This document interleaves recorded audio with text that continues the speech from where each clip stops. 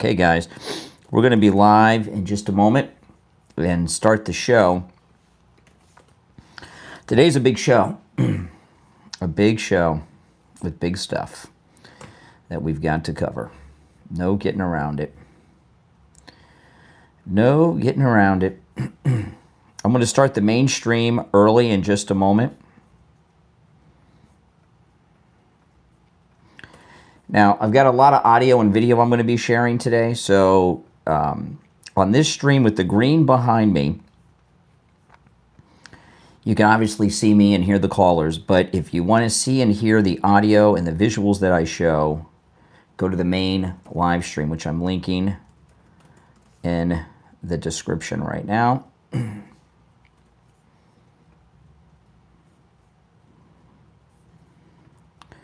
And I'm going to start that in just a moment.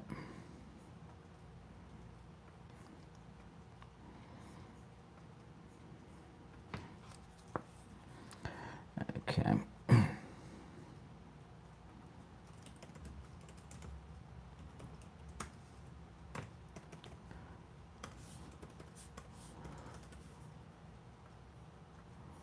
Okay, test 1, 2, test 1, 2. Okay, test. Okay, got that going.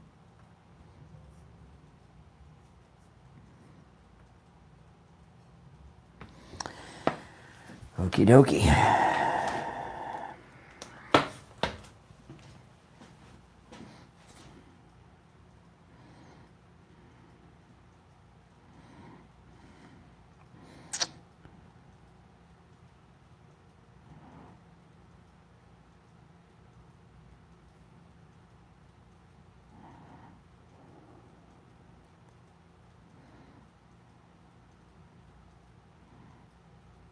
Okay.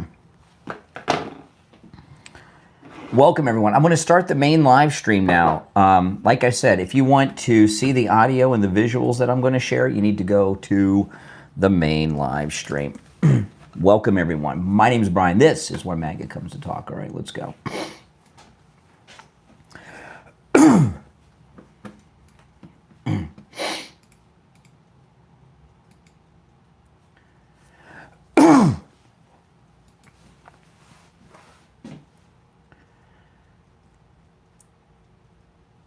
Welcome to the program, everyone. My name is Brian Craig, and this is where MAGA comes to talk. All right, this is an important program today. It looks like there was another attempt on President Trump's life, again here in Florida, and we're going to go through everything we know as of now. And if you watch on my main live stream, I'm showing the visuals of what happened. Palm Beach International Airport, right here, which I've gone to many, many times, flown out of it, and taken you all there on YouTube many times to see Air Force One and Trump Force One. Palm Beach International Airport is where Air Force One takes off and lands, Trump Force One as well when he was using that. And it's a 5-minute drive from the airport, maybe 10 minutes depending on traffic, although the president doesn't have traffic, but it's 5 to 10 minute drive from Mar-a-Lago. And the road next to the Palm Beach Airport where Air Force One lands with the president is a straight drive right from the airport to Mar-a-Lago. The road is called Southern Boulevard on your maps and in all the news stories. However, the county commission months ago renamed it to Donald John Trump Boulevard, but they haven't updated the signs. Google Maps updated right away, but iMaps hasn't updated. They haven't updated the signs yet. And on Friday, the president came to Mar-a-Lago this weekend. And now we're getting into the cooler months. And during the hot months, Mar-a-Lago is pretty much closed. And the president goes to New Jersey. That's what the rich do. They come to Palm Beach, but they come here during the winter, right? Remember, so Mar-a-Lago is the winter White House. And he'll be coming here a lot. So he flew into town on Friday. At some time on Friday, before the president came back and landed at Palm Beach International Airport, The Secret Service, doing a sweep of the area, found what they describe as a hunting stand in a tree with a direct line of sight to not just Air Force One, but to the steps that the president walks down and up, boarding and deplaning Air Force One. Kash Patel and the FBI have taken over this investigation. On the screen, I have an image of the hunting stand, which to me, that's not a hunter's stand. That is a sniper's nest, is what I'm calling it. And I've been following the little bit of news coverage that there is, which is really just a copy and paste of all the other stories. But since I know the area and I live here and I've driven by this spot in my lifetime 1,000,001 times, the Palm Beach International Airport is in downtown West Palm Beach. It is a very busy area. In fact, the road that goes by the airport is one of the busiest roads in all of Palm Beach County. There's a traffic jam there day and night, every day of the week. It's a very, very busy area. It's not an area where anyone would ever go hunting or target shooting. It's because, one, it's a downtown area. It's right off of I-95. It is, there's a lot of businesses around. There is, well, the airport. People live near there. It's not an area where anyone hunts. It's not an area where anyone would be firing a gun or even displaying a gun, okay?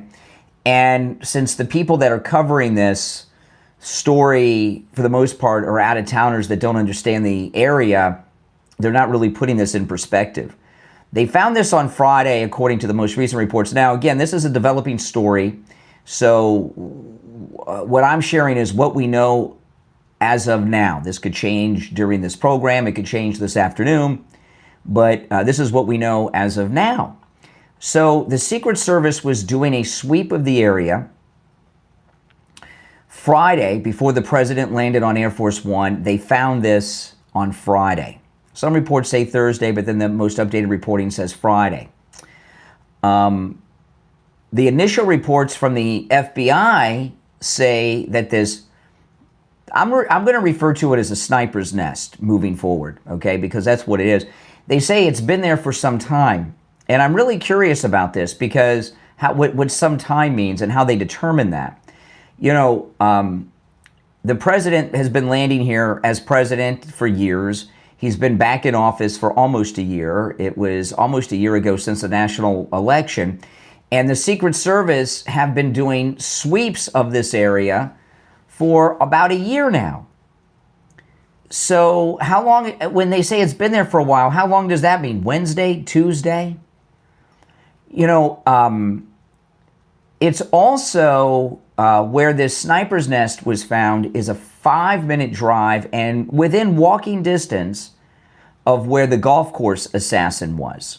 Okay, so it's the same neck of the woods. So this, I'm counting this down as an assassination attempt. So this is the second assassination attempt within a 5-minute drive area. I mean, the Trump golf course is literally right down the street.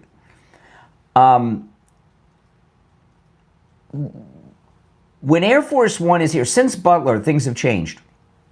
You guys that have been following me for a while, in Trump's first term, I used to go by the airport all the time and show you guys Air Force One. I'd live stream, I would do vlogs. And you remember that? I'd go right there, and Trump Force One as well. And I'd go right up to the fence along the tarmac on the runway. I would show you Air Force One. I'd show you Trump Force One. But they've changed how all that's done since Butler. And I haven't shown it to you. And that has not been by accident. I haven't shown it to you because the security is so intense at a level that I've never seen before that I don't want to show it on camera. But I'll tell you a little bit of it, of what you know, when you go to the airport now with Air Force One, you can't see it. You can only see the tip of the tail. They have surrounding the fence line and Air Force One a wall of school buses, and these are the big size school buses that have the flat fronts to them. You know what I'm talking about? You know, like almost like a city bus, but they're the yellow school buses. They have these covering the entire fence area, bumper to bumper, so you can't see anything other than the buses when you get there. There's other things which I'm not going to talk about, but the only thing you can see is the tip of the tail of Air Force One when you're there. This sniper's nest in this tree with a direct line of sight to Air Force One is at a distance. The sniper's nest is up in a tree that is a heavily camouflaged position. If you're looking at the image I have up on the screen, and with an elevated position like that, and you're seeing above the school buses.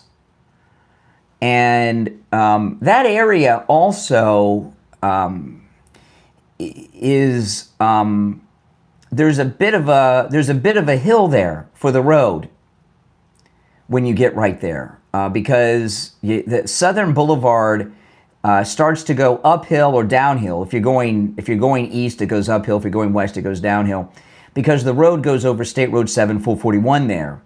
So I'm not sure. I'm going to drive by that area.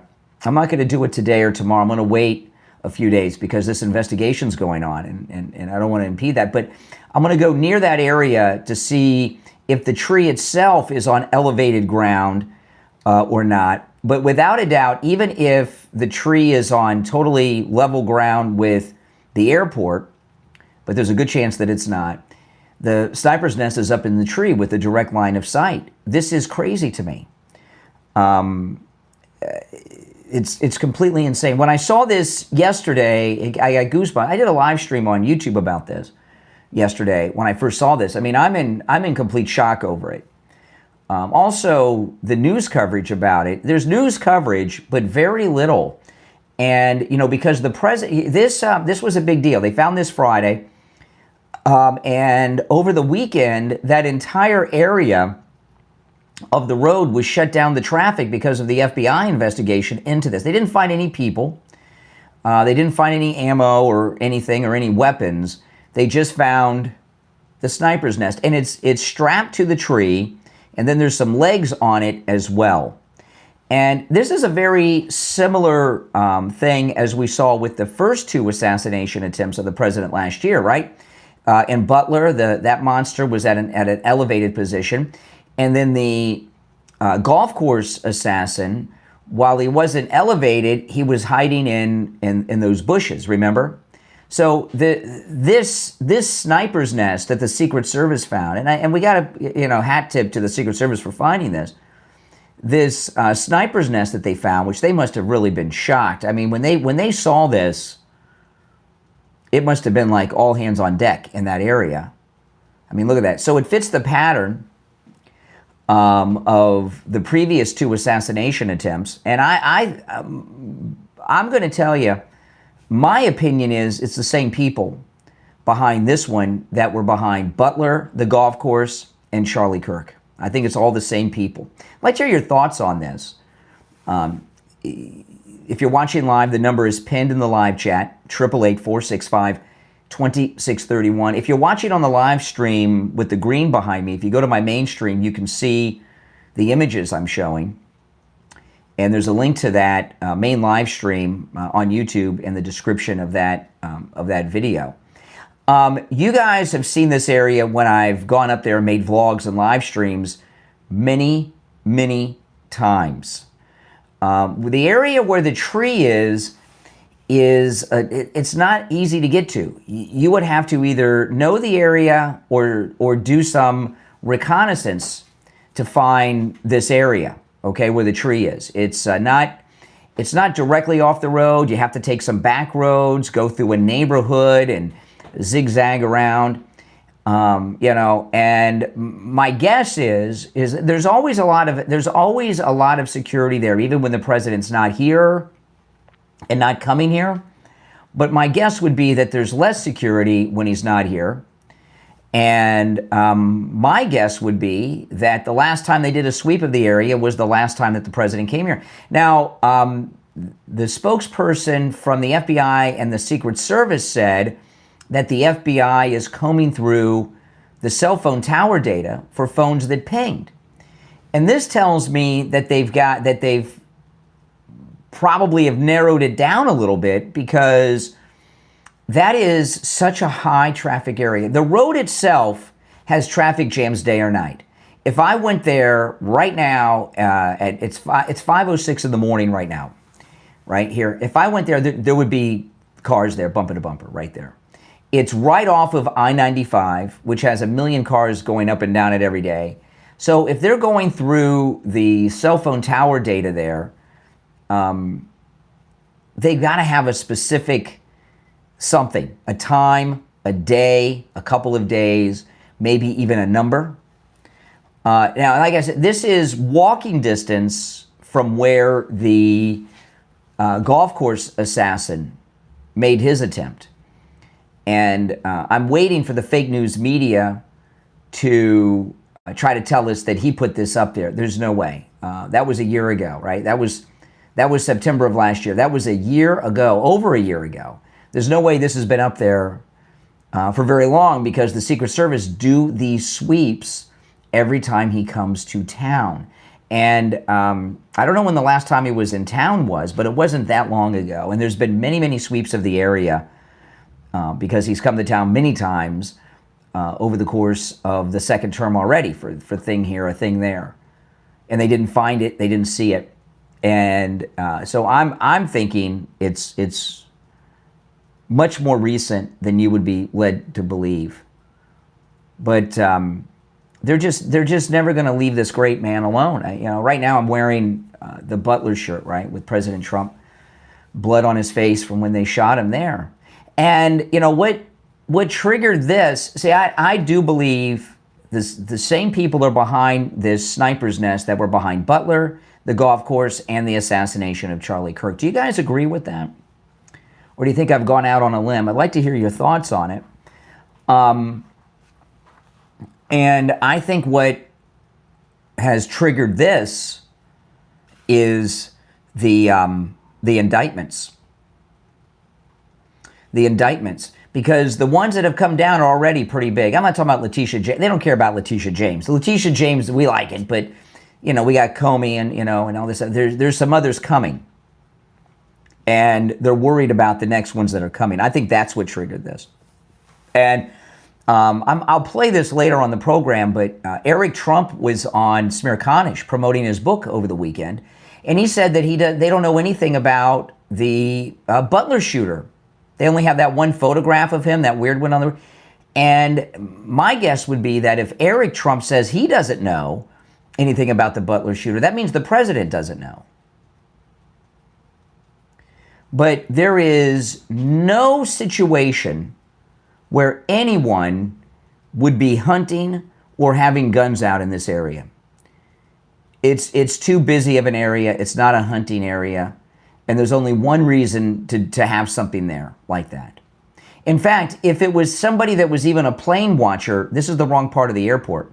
The part of the airport where Air Force One lands is where there's private companies that have like prop planes that fly you to the Bahamas or Key West, or private jets. Those airlines that they say they're private jets you can fly on kind of cheaply. I can't remember what those are called. They fly out of this area. So if it was a plane watcher, you would be on the complete other side of the airport, because that's where the planes are taking off and landing nonstop. You wouldn't be even over here for plane watching. There's just no way. So this is without question another assassination attempt on our president. My name's Brian. This is where MAGA comes to talk. Welcome everyone to the program. And if you're new, make sure that you subscribe. All right, guys, make sure you subscribe. And here's, let me pull up this article. Here's an article in Breitbart. In fact, it's such a serious thing that the president had to use the short Biden stairs to get on Air Force One when he left yesterday. And after everything that happened at the No Kings March, with all these monsters making all kinds of threats and saying terrible things about that are violent and everything else, to have an assassination attempt the same weekend. Now, another thing is, you know, that's one of the reasons you're not seeing so much coverage of it, because the media know that it'll discount the No Kings crap that went on over the weekend. That's just the reality of it. I mean, there's no getting around it. Okay, here's in Breitbart. Kash Patel confirms Secret Service found hunting stand. I'm calling it a sniper's nest. Is it fair to call it a sniper's nest? I think it is. With view of Trump at Palm Beach Airport, FBI Director Kash Patel confirmed Sunday that the Secret Service discovered a hunting stand with a view of President Donald Trump as he disembarks Air Force One at Palm Beach International Airport here in Florida. And, you know, there's another thing about it that is concerning to me. Why do we know about this? You know, I'm very curious as to how this story got out. Because it seems to me they found it on Friday, that they shouldn't have let it be known to the public, that they should have sat on it to see if anybody went to it and climbed the tree and got up in it and then busted them. And I'm very curious as to how this story got out. Was it leaked? And if it was leaked, my guess would be the people that leaked it were the people behind putting the sniper's nest there. But, and then here's another picture. I mean, a direct line of sight. Let me pull up this article, a couple articles about it here. Hold on, guys. Let me pull this up. If you're new to the program, make sure that you subscribe, all right? This is where MAGA comes to talk. We'll be live on the radio in about 45 minutes, 50 minutes or so. I came on way early today because I wanted to cover all of this. Okay, this is from Axios. Secret Service finds hunting stand with line of sight to Trump's Air Force One in Florida. I mean, that's... why is everyone calling it a hunting stand? Why are they calling it a hunting stand? I don't view it as a hunting stand at all. I know that may be what it was made for, but it's not a hunting area. You don't hunt there. There's no one would be hunting there. Trump boards Air Force One quickly using small stairs due to increased security measures, the White House says. Fox News is reporting. And I noticed a few months back, I went up and made a vlog showing the president, showing the Beast and the presidential motorcade. And if you go and watch that video, it's on the channel here. The Beast was traveling at full speed. Remember that? And I was telling you that was very unusual, because what President Trump did prior in the first term, and even in the last 4 years, he would drive slow, and he would actually have the Beast slow down and come over to as close to the curb as they could when people were standing. And it came by at full speed. I could feel the wind. And I was watching the local news on Friday when the president came home. It was the same thing. The Beast was traveling at full speed. This is why. This is Fox News. President Donald Trump boarded Air Force One quickly using the small stairs due to increased security measures at Palm Beach International Airport on Sunday, White House officials tell Fox News. So, I mean, they're concerned about this, to say they don't think it's a hunting stand. Let me pull this one up. This is Breitbart. Kash Patel confirms Secret Service found hunting stand, sniper's nest, with view of Trump at Palm Beach Airport. The United States Secret Service spotted a suspicious stand near the Air Force One zone in Palm Beach, Kash Patel wrote on X, which included a screenshot of a Fox News article the FBI is investigating. In a statement to Fox News, Kash Patel explained that the Secret Service discovered what appeared to be an elevated hunting stand that had a view of the president exiting Air Force One. Patel added that no individuals were located at the scene. Prior to the president's return to West Palm Beach, the United States Secret Service discovered what appeared to be an elevated hunting stand with sightline of Air Force One's landing zone, Patel said in a statement, adding that the Federal Bureau of Investigations has since taken over the lead of the investigation from the Secret Service regarding the hunting stand. The Secret Service spokesperson explained that the Secret Service discovery of the hunting stand came as they were conducting advanced security preparations ahead of Trump coming back to Palm Beach. While we're not able to provide details about the specific items or their intent, this incident underscores the importance of our layered security measures, Secret Service says.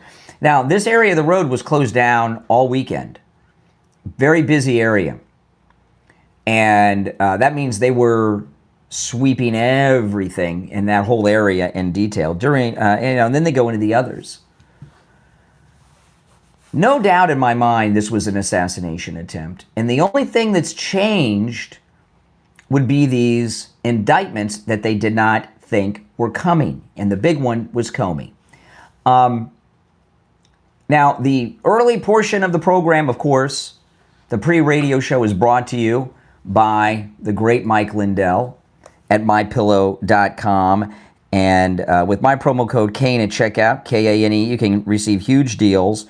And Mike Lindell's towels right now, the 3-in-1 sale's going on, which includes the towels, just $39.98. You know, it's a 6-piece MyPillow towel set. You get it for $39.98. Regular price is $69.98. When you use my promo code Kane at checkout, Kane at mypillow.com. The towels, they're soft, they're absorbent. They actually dry you off. You'll be as dry as a bone. You've never had a proper towel until you've had the My Pillow towels. I love them. But there's also huge discounts site-wide, as you can see here. Pillows, slippers, sheets, and a lot more with the promo code Kane at checkout. So go to mypillow.com and use my promo code Kane at checkout for huge savings. That's promo code Kane, Kane, at mypillow.com. You know, this is, you know, people don't understand that are on the left, the never-Trumpers. They just don't get it, all right? President Trump is the first president in any of our lifetimes, maybe ever in history, of this great country, who's not part of the political establishment. And other presidents that you might think were outsiders really were not. The Clintons, Obama, no, they were insiders. Not going to go into how or why, but right now, because I've talked about it so much over the years, we've never known a president who was a complete political outsider. And if you remember, what they did was go to President Trump when he was president-elect the first time. It was Comey, and he had the fake Russian dossier. And what he did with the fake Russian dossier was try to blackmail him with it. He took that fake Russian dossier, took it to Trump Tower when he was president-elect, and dropped it on his desk and said, we can either investigate this, which means trouble for you, or we can make it disappear. And then they would hold it over his head. And he said, get out of here. It's not true. It's absurd. And that what's in the dossier is absurd. So they've not been able to get control of President Trump. And it's not for the lack of trying. They've been trying to get him under control for years. And when they couldn't get him under control, that's when they started arresting him during the Otto Penn administration. And when that made him, when he became even more and more popular, and they realized he was a sure thing to win the presidential election, that's when they shot him in Butler. And then that didn't work, so they tried again in September. And then they failed there too. Okay? So, you know, they just will not stop. And, you know, when I tell you guys, I will never disagree with President Trump, and I will never criticize President Trump. There's good reason why. One, he hasn't said or done anything I disagree with. I support everything he's done. But look at the sacrifice that he's going through for us and for this country. If he would not have run again, he wouldn't have been arrested, he wouldn't have been shot. If he would not have run again and become president, this assassination attempt would not have happened. And you know, when I went to see the Trump motorcade when it came back to Mar-a-Lago when he first became president again, and I saw how fast the beast was driving down the road, I talk about it in that video. It was very upsetting because he's living in fear. What is this like for Melania? What is this like for Barron and Eric and Don Jr. and Tiffany and Ivanka and their children? Kai, Trump, and the rest. What is it like for them? Not just that their father and grandfather and husband are under constant threat, the president, but they're in danger too because they're with him. And he knows more about all of these things than we know, including this. And he still goes out there and he risks his life every day to do the things that he's doing. And that's why people that are critical of him, that are MAGA, should, you know, like Laura Ingraham said, shut up and dribble. What are you sacrificing? What are you risking? I know what President Trump's sacrificing, and I know what President Trump is risking. And we're seeing it here each and every day. This is really frightening stuff. It really is. And, you know, they are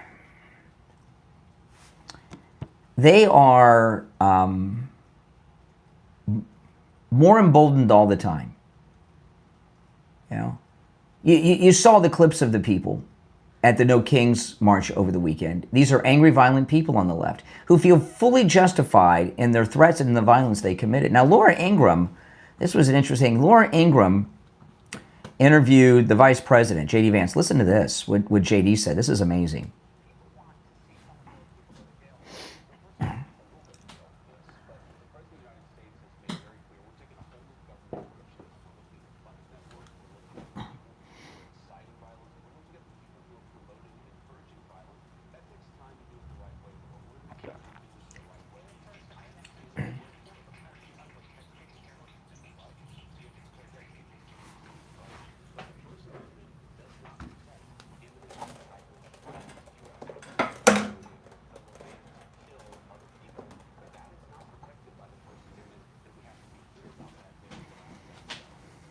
Yeah, exactly. Exactly. Right? So, you know, they never, not only do they never, if you're on hold, hang in there. Not only do they never stop, they continue to escalate. And as they escalate, it gets worse and worse and worse. I mean, what they're doing right here, he's president of the United States now. The amount of security around President Trump, and they put this thing up. I mean, let me step away and look at it. Look at that. Have you ever seen anything like that?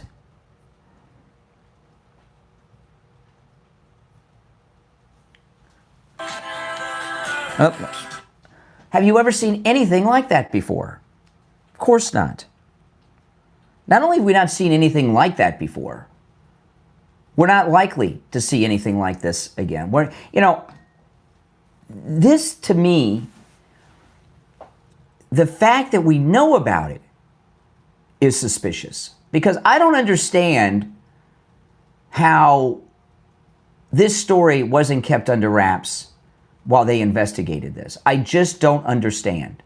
They still could have, you know, I mean, what is your thought? They find this on Friday. So what do you do? What do you do? If you're the Secret Service and the FBI, what would you do? Now, I'm no FBI guy, Secret Service guy, but, you know, it seems like common sense. You sit on the area to see if anyone's there. You know, there were multiple Air Force Ones. Maybe they should have flown one in without the president on it. Sometimes they have more than one Air Force One fly in. Sometimes there's a secondary Air Force One that's used as Air Force Two sometimes. There's a whole Air Force One fleet. There's like 4 of them. And they'll have the press on the other one or something. You know, during the campaign, he wasn't flying on Trump Force One all the time to events, even though Trump Force One would fly to the areas where the rallies were going to be. Because after Butler, it was a security concern. So they had him on a decoy plane then. They should have put him on a decoy plane, sat on this sniper's nest to see if anybody drove up on it. And another thing, this area, there's cameras everywhere. Traffic cameras and everything else everywhere. In fact, I pointed this out when I did, again, this is walking distance from where the assassin was at the golf course assassination attempt, okay? And I pointed this out, and we haven't seen anything of this. There's street cameras everywhere in that area. And we haven't seen any street cam videos of the golf course assassin or anything in over a year. Nothing. Trial's over now, so there's no reason to sit on that stuff. Right? Yeah. So I know for a fact there's no way to get in and out of that area without being on camera. There's no way, because I know exactly where that is. Now, I've not been to that spot because it's off the road. I know where the roads are to turn off to get there. And if you watched my documentary on the assassin, it's here on my channel. I start where at the golf course, and I show you where the assassin was, and I follow all of his steps, even up I-95 where the sheriffs finally got him and arrested him. All right, it's where I end. And when I drove through that area, I show this area on the video, and I talked about all the cameras that were around at the time. So are those cameras, if they're looking for with the golf course assassin, they know the times and everything because it's been over a year. They just had the trial. He was just convicted. Why haven't we seen any of that? It's right across the street from a post office that has cameras all over it, the federal post office. We haven't seen anything about that. You know, we don't even know where he was staying when he was here or where he got the car that he was driving. We know very little. We know that he had the same type of gun that the Ukrainians are using, and there was a Ukrainian connection and some other connections. But with this particular thing here, because they found this on Friday, the entire White House press corps are here with the president over the weekend. I found out about this yesterday afternoon. And when I found out about it, the White House press corps were still here. None of them went over there to cover this story. They don't want to cover this story. They don't want you to know about it. You know, since the assassination of Charlie Kirk, they have not toned down what it is that they've been doing. Not only have they not toned it down, they've escalated. If you saw over the weekend, you've seen the viral lady with the neck thing she was doing, a school teacher. But there's other things we've seen too, like this. And if you go through the newspaper accounts and even the internet accounts, with rare exception, sometimes they'll write over, rewrite a little bit of it, but it is pretty much just a copy and paste of what we've already seen. Now, George Santos went on Fox yesterday, looking good for just getting out of prison. He hasn't been there that long, but I would have, I don't know if I'd look that good if I spent any time in the prison. So President Trump did not give him a pardon. He commuted his sentence. So George Santos went to prison for two things. One, he turned a Democrat congressional district red. That was one. And he's also gay MAGA. He's gays for Trump. So he committed two major offenses to the left, and that's why he went to prison. Not all this stuff that they went to court with, no doubt about it. And here's George Santos on Fox over the weekend. Fresh out of prison.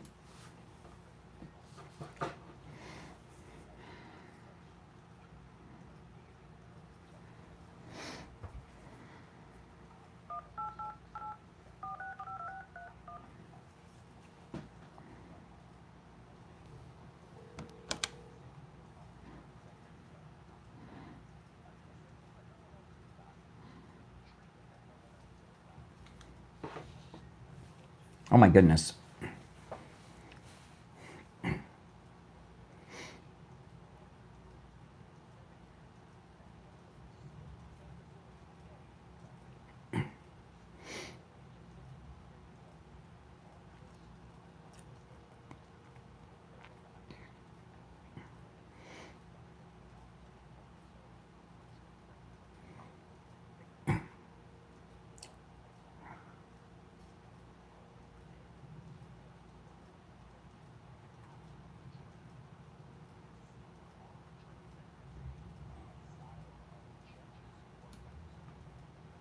Okay, now, this is frightening. I mean, everything that the left are doing is frightening. They do their no kings, they call President Trump a dictator and all these, stupid things. We have 3 assassination attempts on the president that we know of with this new sniper's nest found at the Palm Beach airport on Friday. And we also have political prisoners.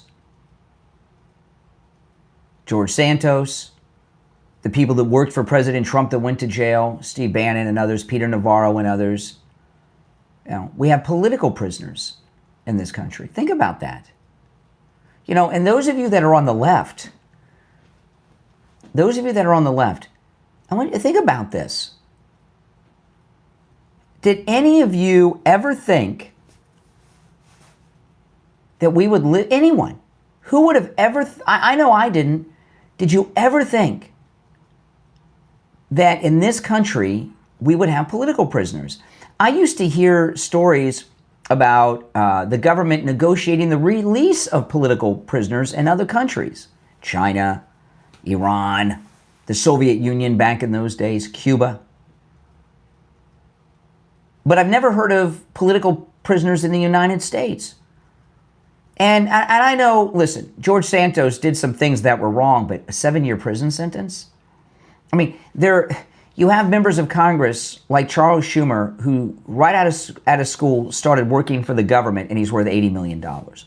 Letitia James, no rich family, no husband, worked for the government her whole life, worth many millions of dollars. Nancy Pelosi, worth $250 million. The list goes on. Ilhan Omar has some questionable immigration history, and George Santos goes to prison? You mean to tell me that wasn't an example? One of the reasons they keep going after President Trump is to scare other good people who are not who dare challenge the establishment not to do it. Don't run for office, and if you do, play ball, or look what's happened to Trump. And, this ridiculousness of the No Kings event over the weekend, when it's in this country that we have the political prisoners and the political assassinations. Like that god-awful thing that Putin did with the guy that was challenging him that died in the prison in the Gulag, remember, in Siberia a couple years ago? And when the liberals wanted the Democrats wanted us to get involved in the war in Ukraine, they were pointing to that guy. Well, look at what they have done in this country. The only reason President Trump is not in prison, this is the only reason he's not in prison, is because he won the election. If President Trump had not won re-election, he would be in prison right now. No doubt about it. And you guys know that, don't you? The only reason he's free, that judge in New York would have sentenced him to Rikers Island if he had not won re-election. No doubt about it. And they're still out there trying to kill him with this sniper's nest. Now, I want to remind everyone that this early extra programming I'm doing is all brought to you by the great Mike Lindell and MyPillow, and they're just huge specials going on right now at MyPillow.com. The 3-in-1 sale, the 6-piece MyPillow towel set, $30 off, just $39.98. That's over 40% of a discount. The premium My Pillows that have the Giza cotton on the outside, huge discount, just $17.98 with my promo code Kane. The My Pillow sheets, any size, any color, including the king sizes, just $29.88. Save $100 on the My Slippers, and the specials go on and on. So they're clearing a lot of their inventory out to make room for Christmas, because we're getting in Christmas shopping season. But I think it's a good time to do your Christmas shopping now. Look at these great deals. Go to mypillow.com. And remember, Mike Lindell is supporting this expansion of the program. And for him to continue his support, you guys have to go to mypillow.com and use my promo code Kane, because he's a great guy and all, but he's not, this isn't charity. So his sponsorship for the extra hour of the program each and every day, turning us into a 4-hour program, is conditional, right? We have to produce results, and that's how you can help, by going to mypillow.com and using our promo code Kane. The first month was last month. It was incredibly successful, so please keep that going. Promo code Kane, Kane, at mypillow.com. All right, let me answer these lines, guys. Hold on. You're on the air. What's your name? Where are you calling from? Doc from Texas. Hey, Texas. Hey, Doc. Hey, Ryan. How are you this morning? I'm not well. The Never Trumpers, another assassination attempt on our president. Okay, that's what I want to ask you. Like I said, that area right there, the Secret Service, did they just find this, or do they normally check that area? They always check that area. Well, how did they just find this, and why wasn't that area secure? Well, it's a high traffic business area, and they found it on the sweep that they did. Because they found it Friday on the sweep they were doing prior to him returning. So this was put up between sweeps. He hasn't been here for a while. Okay. So when this was put up sometime between Friday's sweep and the last time they sweep the area. Okay. Like I'm saying, I don't know why that area. Just as of how. So you agree? So you agree that that's a sniper's nest? Brian, I'll be honest with you. I don't know. Because I don't know the area. From where I'm from, Brian, it's hunting season. It's not. You don't hunt in downtown West Palm Beach at the airport where Air Force One is. There's no hunting. You hunt out in the Everglades. Okay. This is in downtown West Palm Beach. Right off of I-95. This is not a hunting area. No, you don't hunt. That's what I'm saying. I don't know the area. Well, I do. Okay. Another thing too. I want to say. You are saying, to be perfectly honest, I know you're not going to agree with me, but be honest, I think it's happening within the MAGA people. I don't think it's outside. I think it's within his people, and he needs to start looking at his people more. What? You think MAGA people put up this sniper's nest? Are you out of your mind? Come on. No, I'm not, Brian. And you see, that's what I'm saying. President Trump is doing everything MAGA wanted and more. There's really some people that really, like I'm saying, there's some people really, and that's in MAGA, really don't like Trump. What is he doing? Hold on a second. I am the stereotypical MAGA person. What is something that he's doing that a year ago I would have been totally against? Because you are typical MAGA. It's nothing that Trump can do. But you're saying you're saying that you think MAGA people were trying to assassinate the president at the airport. That's insane. I think what is he doing? What is he doing that a year ago MAGA people like me would not have supported him doing that would drive them to this? Well, I misspoke too in a way. It may not be MAGA. It may be somebody that's in his organization, that's around him. Maybe it's the same people that shot Charlie Kirk and shot the president in Butler. That's what I think. It's you guys, the Never Trumpers. No, I don't think so. I think, that's the problem. See, we can't even have a civil conversation about this. Well, because you're in denial. We can't even have. You're in denial. I'm not in denial. You are. For you to say that MAGA people would be out there doing this is so stupid. I'm not. It's not stupid. Why would you call me stupid? Because why would he is doing everything MAGA voted for and more. Why would MAGA be angry at him? You see, that's the problem. That's the problem. You call me names. I don't call you stupid. I think you, like I said, you're a smart man. You are a very smart man. And that's why sometimes I don't understand why you're not really thinking like this. Well, I will agree with you on the part that I'm a very smart man. I do agree with you. Yeah. You smart. You're a smart man because you really know. And that's what I'm saying, Brian. All I'm saying is you maybe need to start looking because I don't understand. I don't understand why the Never Trumpers are continuing to try to kill him. I mean, this is the third assassination attempt. like I said, just man, over a month really think it's after coming the from- Democrats and the I Never-Trumpers think killed Charlie really Kirk. think it's coming from me. It's coming from within. That's just my That's opinion. just insane. It's just my All right, opinion. appreciate the call. I mean, what is that? Not the dumbest thing you've ever heard? You're on the air. What's your name? Where are you calling from? Yeah, good morning, Brian. This is Richie. Hey, Richie.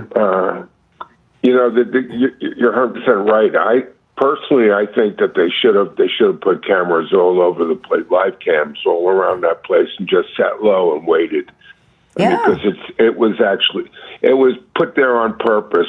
The other thing is that for safety reasons, I don't think the air traffic controller should announce that it's Air Force One coming in. I mean, these people, whoever was doing this with that stand, had to have what do they call that? You know, when you're a receiver listening to the air traffic controllers. Well, you know that he's coming. You don't have to listen to know. You know he's coming home, right? So everybody knows. But timing. Yeah, I mean, I've seen Air Force One take off and land and fly over me, and I've had the whole experience. I mean, do you agree 100% this is a sniper's nest? Oh yeah, my cousin's a hunter in Newtown, Connecticut. Yeah, I mean he's got one in his backyard. He's a deer hunter. He puts, it's perched up in a tree. Yeah. You have to be comfortable sitting up there for hours waiting for deer, and they're not waiting for deer over there. No, this is not a hunting area. This is not a hunting area. No, Southern Boulevard. This was definitely another attempt. I mean, but why they exposed it right away? But you said nothing has changed. I mean, listen to me. I mean, you got all these illegal Venezuelan gangs in this country still, and he's been blowing boats out of the water. You got Colombia now accusing him. I mean, these cartels. I mean, the cartels alone. My list of suspects would be this. Okay. This would be my list of suspects, and let's see if you can add any or you agree. One, this could be triggered by the indictment. So it could be the same people that killed Charlie Kirk and shot him in Butler and tried to. It could be the deep state because of the indictment. Two, it could be the drug cartels and the Latin American countries connected to them, whether it's Colombia or the Venezuela or the cartels themselves. Those would be my two top suspects. Yeah, 100%. But then you also have what you saw on Saturday, these weirdos marching in the streets. How many? And if you take a look at the list of the supporting people that paid for this, they're all communist organizations. I mean, it's really unbelievable. Well, let me tell you, this here is professional. I mean, you're not a Palm Beach person. You're north of Palm Beach. I don't know but are you familiar with this area? Around the Palm Beach airport? Not like you are, but I do know the congestion over there. Yeah, it's a very high traffic area. It's a high traffic. There's probably a traffic jam right now at 5:45 in the morning. Okay, because you're on top of that airport. Yeah, and 95's there. This is professional. This is professional with military tactics, and you can't see it too well because if I step to the side, there's another thing that you don't quite get in the picture that's strapped to another branch that I'm not sure what that is. If somebody knows what that is, let me know. But it's to the left of the sniper's nest. This is professional hit spot. Well, yeah, and you just have to look at the agitators that are out there. You know, you said President Trump is risking his life for this country every minute. I mean, the agitation. Look, I got to bring this up. It really ticked me off because you see people on Saturday, and I saw it out in L.A., and it really bothered me, Brian. Who not printed, but who made all of those upside down American flags? Yeah, and they were. I mean, that showing people that along with the Mexican flags right next to it, flying all over L.A. This is a disease in this country. And then I watched yesterday an agitation that I couldn't believe. At the end of George Carlin, did you see what they put up ABC at the end? I missed that now. Oh my God. Oh, I'm going to tell you exactly what they put up. You want to get people ticked off at the President of the United States? They put up a family, a female American school teacher who met her husband in Mexico 17 years ago while dancing salsa. And he has 2 kids. She's a school teacher. He's an electrician. He's been here 17 years. He's self-supporting. And they showed the whole thing where they showed him on soccer games with the kids, then taking the kids to Disney World, and then they show him alone in Mexico. And I mean, this is to tick off American people. And that's the thing. I was talking about the truck driving schools. I haven't seen an ad for a vocational school for electricians in years, and it's because the illegals have been taking all those vocational jobs. So Americans haven't been going to vocational schools and getting those skills like electricians like they used to. Yeah, to put that on there to make everyone say, look what President Trump is doing to this poor family. I mean, this is awful. Yeah. We know this is happening. I think it pisses people off. I don't think people are sympathetic. That's what I said. Yeah. Oh, it ticks them off, and that's another reason why you see President Trump risking his life. How much is the press going to do this garbage? Mm-hmm. It's every day. It's a hit piece on this guy. Well, so far as this assassination attempt at the Palm Beach airport. Somebody leaked this out. We shouldn't know about this. They should have found it and then sat on it. I don't know what's going on here. 100%. I mean, this is crazy. 100%. I don't know why. And they say it's been out there not just a weekend. It's been out there for a while. It's been there since the last sweep. I'm not sure when the last time he came to town is. I've seen them do these sweeps, and they're pretty intense. I think I heard it was up there since September. Well, that's just a few weeks ago. We're we're not even through October yet. Yeah, but he hasn't. That shouldn't have been up there. Brian, that shouldn't be up there even for 2 days. And these things are pretty big. You go and set something up like that. Other people had to see it and wonder. If I saw it or you saw it, we were probably the Secret Service must be up there with their snipers to protect the president. That would be my thought. I wouldn't think it was an assassin if I just saw it. Would you? On a regular day? No, not at all. Because the Secret Service snipers, you can see them on the roofs and stuff. When the president's in town, you can see them on the roofs of buildings. Well, all this coverage of like Charlie Kirk and all these, and the coverage of the first assassination showing the height, they're all letting everyone know, any hunter, any marksman, that when you have high ground, it's easier to hit a target. Yeah. It's just disgusting what they're doing here. I mean, they're setting President Trump up every day of his life, man. Mm-hmm. Yeah. Every day they got people, an enemies list. It's unbelievable. I can't believe it. I just can't believe what I'm watching. I can't either. I mean, it's very upsetting. It's too much already. They're against us. And they got to understand they lost the election. Did you see us demonstrating in the streets when Biden actually won? No. But here's the thing, Richie. There's the two major things that he's doing is blowing up these drug cartel boats. Remember last week he blew up the submarine. So the war, when he shut down the border, the drug cartel business is pretty much dried up. Okay, I mean, before they started blowing up the boats, they were having problems. And between that and these indictments, Comey is like big. That's a big. Well, Richie, I appreciate the call. Yeah. All right, take care. We'll talk again. If you're on hold, stand by. If you'd like to support my content, become a Patreon supporter. If you become a Patreon supporter, you get access to commercial-free editions of all of my podcast episodes. And then something that is new that just actually started on Friday on my Patreon page, because this is it's a new thing that they have there that they didn't have, or at least I didn't have it before. I'm doing live streams quite regularly on Patreon now. That's accessible only to Patreon supporters. So if you become a Patreon supporter, you get access to those exclusive live streams, which are on the Patreon platform, and it's just like here on YouTube. When I go live, there's a chat room and everything else. It's just like here on YouTube, except it's on Patreon. And if you watch those, you get to hear some things that I never would be talking about here. In fact, if those of you that are Patreon supporters, I did a stream last night, right before bed. I went to bed early last night because I got a long day today. And I revealed something that I will not talk about on the air. So and those of you that saw it, you know what I mean. In fact, I started to tell what had happened, and I said to my wife, I said, Kathy, I'm doing a Patreon live stream. I said, can I tell them about this? And she says, is it Patreon only? I said, yeah. And she said, no. And then she said, okay, you can tell them. And those of you that are Patreon supporters, you know what I'm talking about, right? Yeah. It was a pretty freaky thing happened in my house yesterday. So if you'd like to become a Patreon supporter, there's a link in the description of the video, or you can go to patreon.com/RealBrianCraigShow.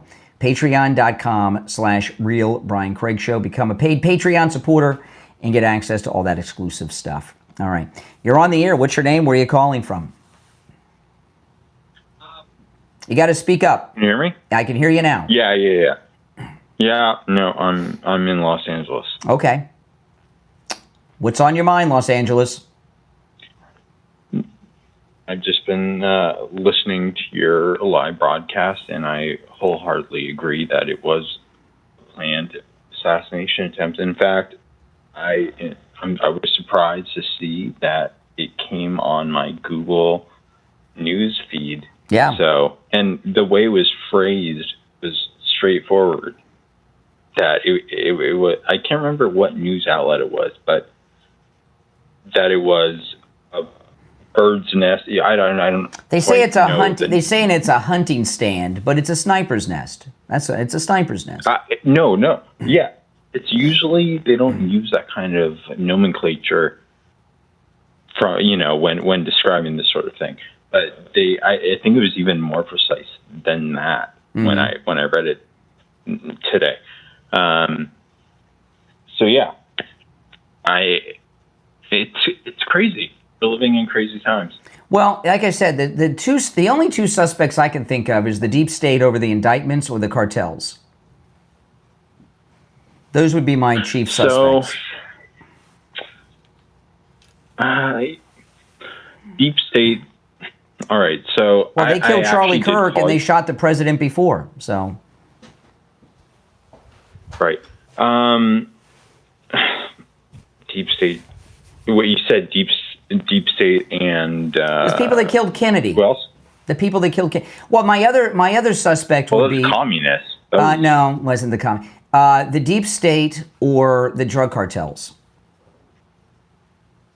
Possibly. I mean, there's so many actors who might. Those would be. This is pretty hard. This is pretty hardcore. This would be. This is a professional operation. This isn't some yahoos. Hey, listen, I appreciate the call, all right? Welcome to the program. You're on the air. What's your name? Where are you calling from? My name is Chris, and I'm calling from Arkansas. Hey, Chris. Some of your other callers may have already said something about this, but if this is a suspected sniper's perch that they found in line of sight of Donald Trump's runway. Of course it is.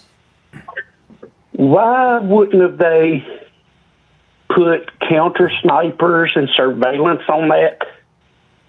Somebody leaked it out. That's what I've been talking. Somebody leaked this out. That's what leads me to believe it was deep state. Who would have leaked this out, right? Exactly. Leaking it was a tip-off to whoever the assassin was. Leaking it was a tip-off to the assassin. Don't come back. It's not safe. They found it. It's crazy that they're doing this kind of stupid stuff, and they can't figure out who's doing it. Mm-hmm. That don't make any sense whatsoever to me. You would think if there's Secret Service agents and stuff that their phone calls would be monitored and stuff. One of the co-conspirators who's somewhere else nearby, keeping an eye on things, may be the leaker. The Secret Service found it, so the Secret Service did their job. But who the leaker is, I don't know. Yes, that was one of my things today. And another thing is, I called you a couple of weeks ago on the subject, and I just kind of wanted to give you an update on it. Okay. The Aaron Spencer case out of Arkansas. Oh yeah, this was the guy who's. What had happened with that again? I refresh my memory. I remember you calling about it. He had caught his 14-year-old daughter's 67-year-old sexual predator with his daughter and eliminated that problem forever. And they pressed murder charges against him and tried to put a gag order on him and all of that, which the Arkansas Supreme Court overturned that gag order. So that's how everybody knows about it now. Was it a statutory rape or a violent rape? You know? It was I believe it was a statutory rape. Yeah. And he's facing some serious charges. I mean, the poor guy. Yes. Well, he has kind of went what I call going Donald Trump on him. He's running for sheriff now. Oh, great. Which there's already been legal challenges on that. Sounds like the perfect kind of sheriff to me. Sounds like a great sheriff. Yes. How can he run when he's got murder charges hanging over his head? And Letitia James has federal indictments, and she's the top law enforcement officer for the state of New York. Exactly. So I don't actually live in the jurisdiction, but I've got a bunch of family and friends that do. Mm-hmm. And you better believe I'm going to do everything in my power to push to get this man elected. And he's already said if he's elected, he's going to make that area safe, and he's going to clean up a lot of the corruption that's been going on in that listen, area. I gotta run, but thanks. Keep me updated. All right, you take care. I gotta go get some coffee. The radio show will be starting in like 5 minutes, so I'll be right back, guys. Hang in there. But what I have on the screen now, this is the sniper's nest, and then that's an aerial view of the area showing you the trees where it was with the line of sight to Air Force One.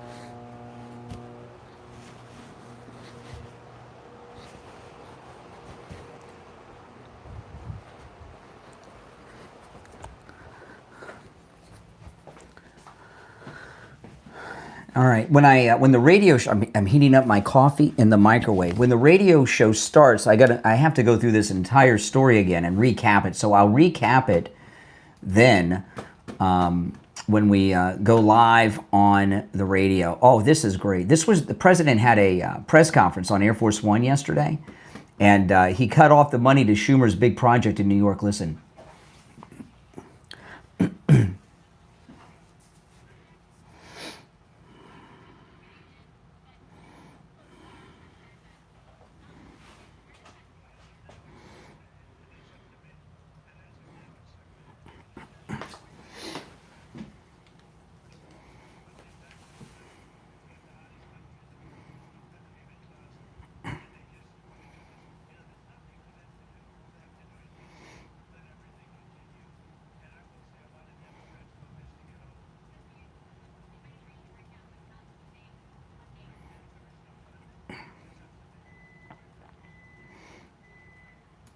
I just heard the microwave. Let me get my coffee. I'll be back. Hold on.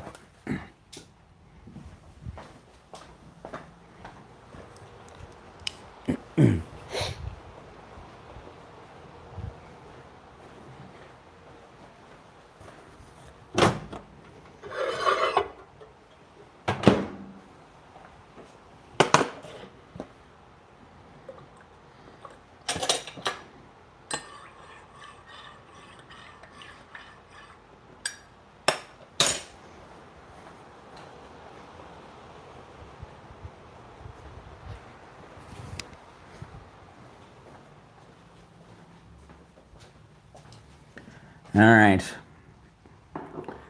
We'll be live on the radio in about 3 or 4 minutes. Let me see if I've heard from Mike yet. I haven't heard from Mike yet, so I don't know exactly what time. I love these press conferences that President Trump does on Air Force One in the doorway. And, one thing about them that he's been doing in these press conferences quite a bit lately, have you noticed? he asks reporters, who are you with? Who are you with? And here's mine. Right on cue. All right. Hold on. Okay.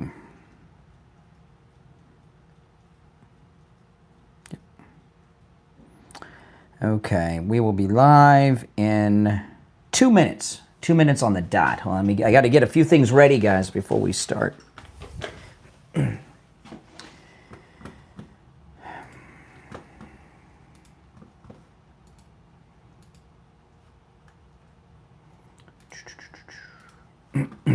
All right. 90 seconds and we'll be live.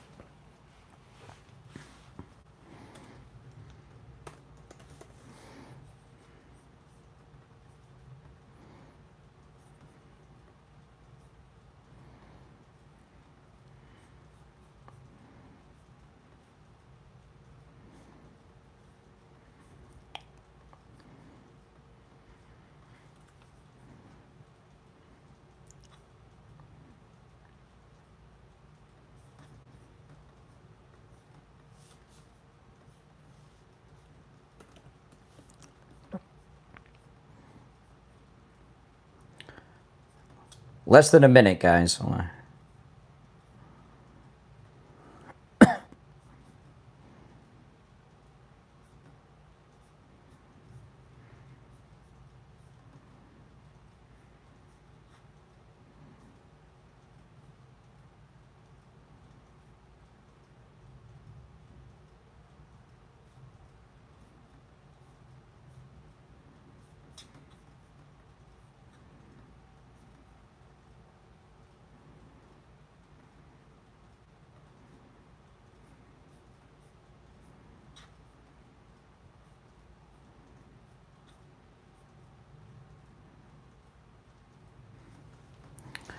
Okay.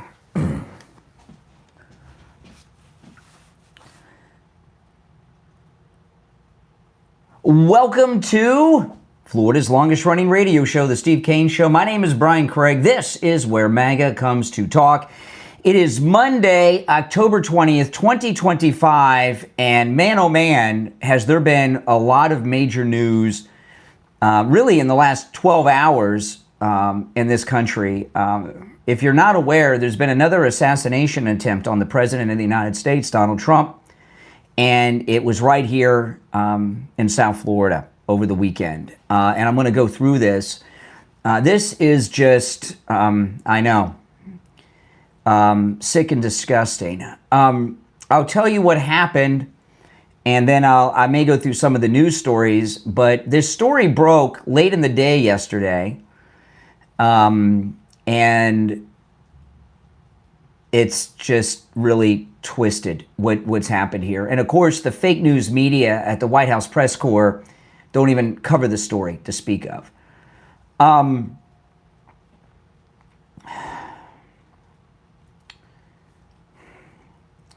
Those of you that are in South Florida, you know the area of Palm Beach International Airport.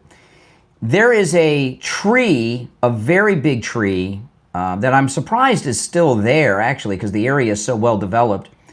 The Secret Service on Friday, ahead of the president's landing at Palm Beach International Airport, was doing their routine sweep of the area around the airport, and they found high atop a tree what is described as a hunting stand. A hunting stand. I'm calling it a sniper's nest. It's a place where you kind of lay down with your rifle when you're hunting deer, and you hang out up in the tree, waiting for the deer to come by. And that's what this is. It's got a little bed for you to lay down on your stomach with your rifle. It has two legs in the front of it and a very high tree branch. And it's also strapped to a very large tree branch, very large, high up in a very thick tree. And it's camouflaged. There's also right next to it another piece that I can't quite see in the photograph. If anyone's seen the photo, you can tell me what that is. and it has a direct line of sight to the president when he's walking down or walking up the steps to Air Force One in an elevated position. They found this Friday at some point, and we just found out about it yesterday. Now, the Secret Service alerted the FBI, and they took over the investigation on Friday. And Southern Boulevard, which is, those of you that are South Florida people, you know Southern Boulevard. That's where you exit on 95 either to go to Mar-a-Lago or go to the Palm Beach International Airport. This is one of the most high-trafficked areas in Palm Beach. It is right off of I-95. I know exactly where this spot is, and so do all of you Palm Beach people. If you live in Palm Beach, you've driven by this 10 million times. It's one of the few areas around the airport where there are trees. It is a 5-minute drive, maybe even less, but a 5-minute drive from where the golf course assassin lied in wait. It's even within walking distance of where the Palm Beach assassin was. And if you watch me on YouTube at Brian Craig Show, I'm showing not just the sniper's nest, but I have an aerial view that's well marked showing where the sniper's nest was in the tree, where the tree is. It's an act from Google Maps with a line drawn to where Air Force One parks. And I remember I went to, when they shot the president in Butler, it was on a Saturday. And if you remember, we did a special broadcast here on True Oldies, did a special radio show that Saturday night. The radio station called me and said, "Hey, Brian, do you want to, go live?" And we did. And when I got off the air, I drove over to Mar-a-Lago and I did a live stream. And I said, this will probably be the last time you see me do a live stream here. The security had already increased a little bit, not much. But in President Trump's first term, I used to go by quite often over to the airport to see Air Force One. And I would do and Trump Force One too. I would make YouTube videos. I would do live streams. Remember I used to show you guys that all the time. And I don't do that anymore. And the reason I don't do that in the second term is and those that are in the area, the level of security around the airport where Air Force One parks and Mar-a-Lago is like so many times heavier than it was in the first term, isn't it? It is. And when they found this sniper's nest on Friday, over the weekend, Southern Boulevard has been closed down all the way to Mar-a-Lago. Local news has reported it. And of course, it was closed because they were doing probably very, very detailed sweeps all the way to Mar-a-Lago. I can only imagine what that was like. It's a quick 5 to 10 minute drive, but to Mar-a-Lago from here. But if you're doing a sweep like that, that's a lot of area, isn't it? It sure is. It must have been one of the most intense security sweeps of either of President Trump's terms, and maybe for any president in many, many years. I can only imagine what that sweep was like. And it was going on all weekend long. That's why they have Southern Boulevard, which has been renamed Donald John Trump Boulevard, was months ago by the county commission. They just haven't changed the signs yet. But that sweep must have been massive. And I would think people in that area that were there over the weekend, you probably didn't notice it. You just knew the road was closed. And that's not unusual. It's an inconvenience. But when the president is traveling to or from the airport, or he goes to the golf course to play golf, they shut down the road all the time. So people were probably just annoyed because we didn't know what happened until yesterday, late in the day. But one thing about it, in the first term, you used to be able to go right there to the airport and look at Air Force One. And even in the last 4 years, during the Autopin administration of this senile old coot Joe Biden, when Trump Force One was parked there, you could go right up to the fence on the runway and see Trump Force One. I made many a YouTube video, guys. Remember, I'm sure a lot of you have seen those who follow me on YouTube.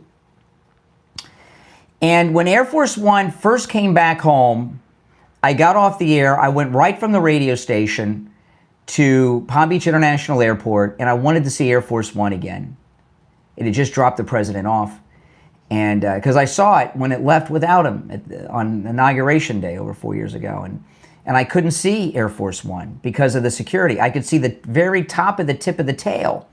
And what they've done is they have made an entire wall around this whole area of school. They've used school buses in the past and even in the first term, but not like this. They used to have the school buses like close to the plane. Now they have them along the fence at the airport. It's totally obstructed view. You cannot see Air Force One except the very tip of the tail when you go there, completely blocked off. And they are big school buses. They're the school buses that have the flat fronts on them that look like city buses, but they're yellow school buses. And they have this wall that goes all the way around. You can't see anything. You can only see the yellow school buses. Well, where they found this sniper's nest in the tree off of Southern Boulevard, it's on the south side of Southern Boulevard. You know, when you are going down Southern Boulevard, right where Air Force One is at the airport, on the south side, there's like a canal. On the south side, this tree is along that canal, but on the south side of the canal. It's in an elevated position with a direct line of sight. So they can call it a hunting stand in the news all they want. I'm calling it a sniper's nest, and I'm recording this as another assassination attempt on the president. I have two top suspects in this. One, deep state, same people that shot him in Butler, tried to do it at the golf course and assassinated Charlie Kirk. That's suspect one. The second suspect are the drug cartels, right? I mean, he shut down the border, which totally destroyed their drug cartel business, and now he's blowing their boats out of the water. Now, the sniper's nest, they say it's been there for a little bit of time. They haven't told us how long, but whenever they did the last sweep and then Friday's sweep by the Secret Service, that's when it was put in. But one of the news accounts yesterday said that the FBI was looking at the cell phone tower data. Well, that's one of the most high traffic areas in all of South Florida where this is. I-95's right there, the airport's there, Southern Boulevard's a very busy road. There's got to be 10 million cell phones pinging off the towers there. So if they're looking at cell phone data, they've got to have some more specific information as to what time and when this happened, because it would just be too many numbers to check. You know, there are people in this audience here in South Florida who ping off those cell phone towers probably every day.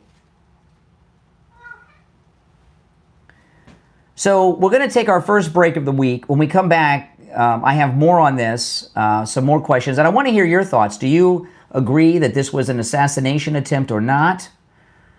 I know it's crazy. Our number is toll-free 1-888-465-2631, 888-465-2631. You're listening to The Steve Kane Show, Florida's longest-running radio show. My name is Brian Craig. We'll be right back. All right, guys, hold on. I got to get organized here. Okay.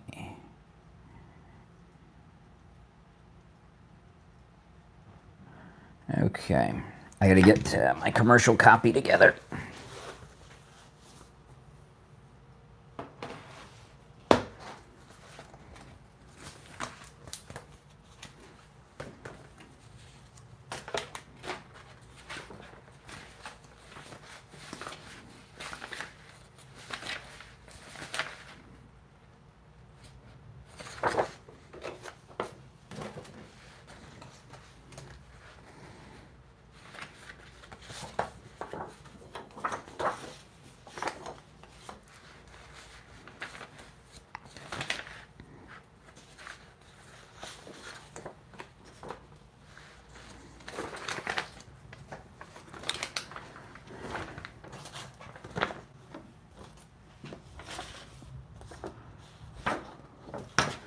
Okay, hold on one second.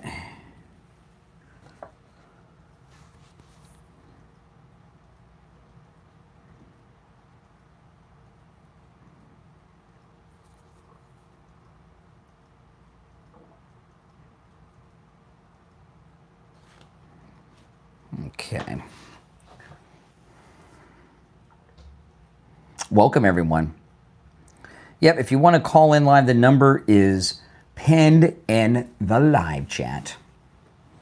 And those of you that are Patreon supporters, don't forget to keep an eye out for those live streams that I'm doing just on Patreon. It's a new feature. And I did one right before I went to bed last night. And I had something that happened here at home that I am not going to share here, that I shared on that live stream. So make sure you check it out.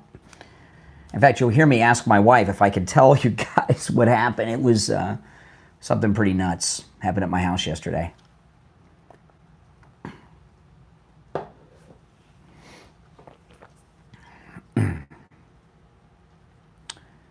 Okay, we'll be back in just over a minute. There's no doubt in my mind that that's a sniper's nest. No doubt. No doubt. You guys agree with that? That yes or no, was this an assassination attempt? Was this an assassination attempt? Yes or no?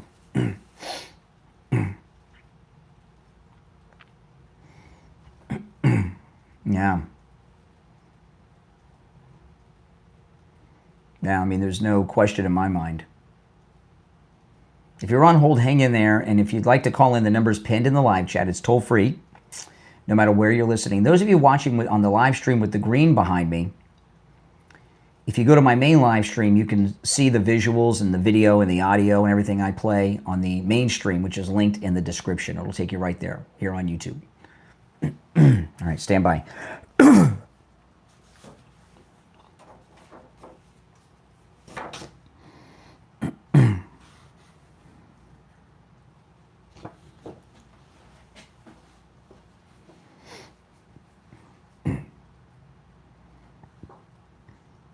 Welcome back, everyone. My name is Brian Craig. This is Florida's longest running radio show, the Steve Kane Show, on the radio since 1977, celebrating 49 years on the radio.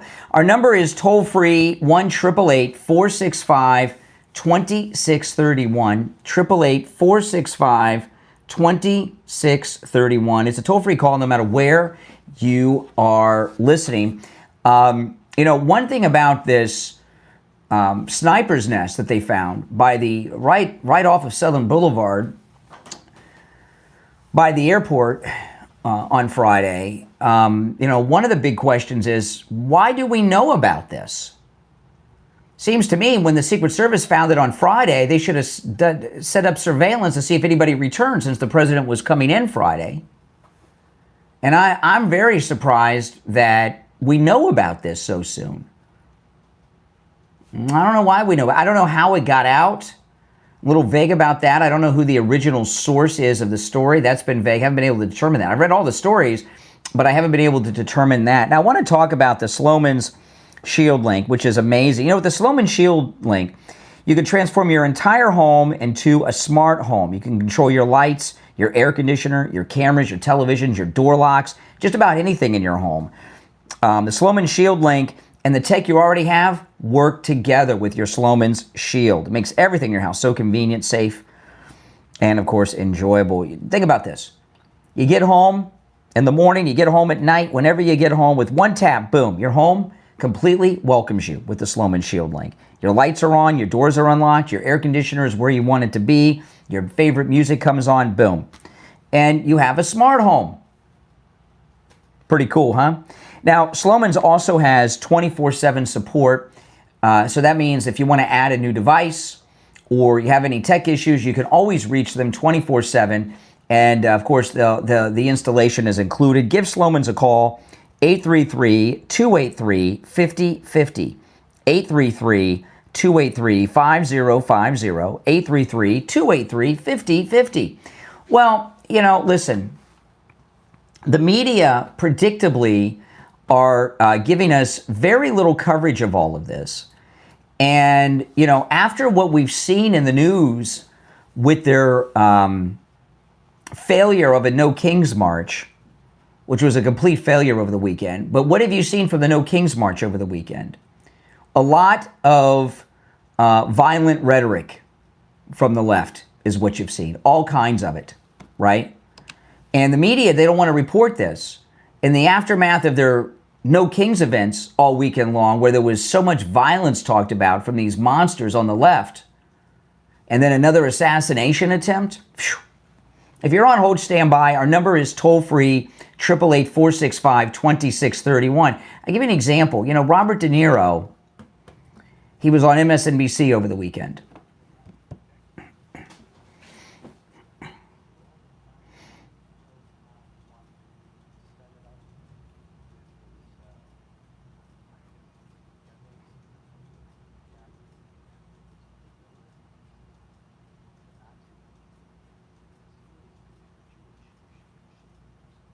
Oh, Stephen Miller's a Jewish Nazi, right?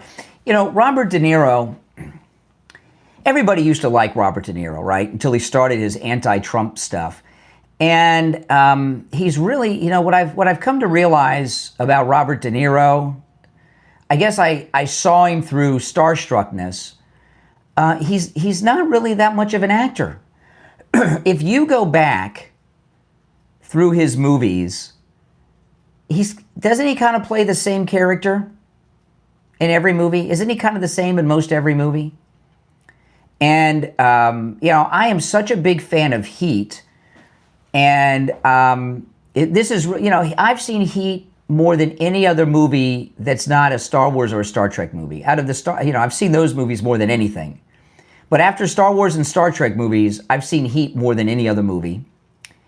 And Michael Mann, who did Miami Vice, who did Heat, they're doing the sequel to Heat. And it's been rumored that the actor, I'd forgotten his name, is it Austin Butler? The guy that played Elvis in that Elvis movie with Tom Hanks a few years back. He's going to be in Heat too. And I've been looking forward to this for a long time. And then I tried to watch Heat a few months back because they had a special director's cut that had like, I don't know, like an hour of footage that had been edited out. And I just couldn't watch it because Robert De Niro is such an ugly, ugly person, you know, and it takes you out of the movies. But I guess he doesn't care anymore. Actors aren't getting residuals anymore because of the streaming.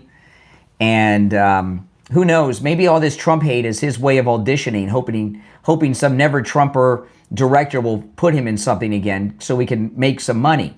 But, you know, but what he talked about here, though, he's calling Stephen Miller Goebbels, although he mispronounced it, calling them Nazis. You know, with now 3 assassination attempts on President Trump, the assassination of Charlie Kirk, the left just have not toned it down at all. If anything, they've amped it up. And they just had their No Kings March over the weekend, amping it up again. And, you know, this Nazi rhetoric that they continue with, the reason that's so dangerous and instigates violence, and has, right? Because there was a lot of attacking of Charlie Kirk at the No Kings events over the weekend. When you label someone a Nazi like this, you're dehumanizing them, right? No one's against killing Nazis. Right? If somebody could have killed Hitler or Goebbels or something, that'd be good. So when you do that, you're telling people that the president and those around him, in this instance, Stephen Miller with Robert De Niro, you know, you're dehumanizing them and instigating violence against them. That patsy that assassinated Charlie Kirk, that's how they got him to do it. That's what they do. And you know, obviously Robert De Niro is irrelevant. No one's interested in seeing a Robert De Niro movie anymore, even his old movies, which is really a shame. Although I never liked the parts of Godfather 2 with De Niro in it. Anytime Godfather 2 I was watching, I'd fast forward through those scenes. Wouldn't you? Kind of boring, those parts. Not even speaking English. Speaking Italian the whole time. I can't keep up with all that. But MSNBC put him on the air. You know, and you put somebody on the air in your studio, sitting down calling the Deputy Chief of Staff, Stephen Miller, Goebbels and a Nazi.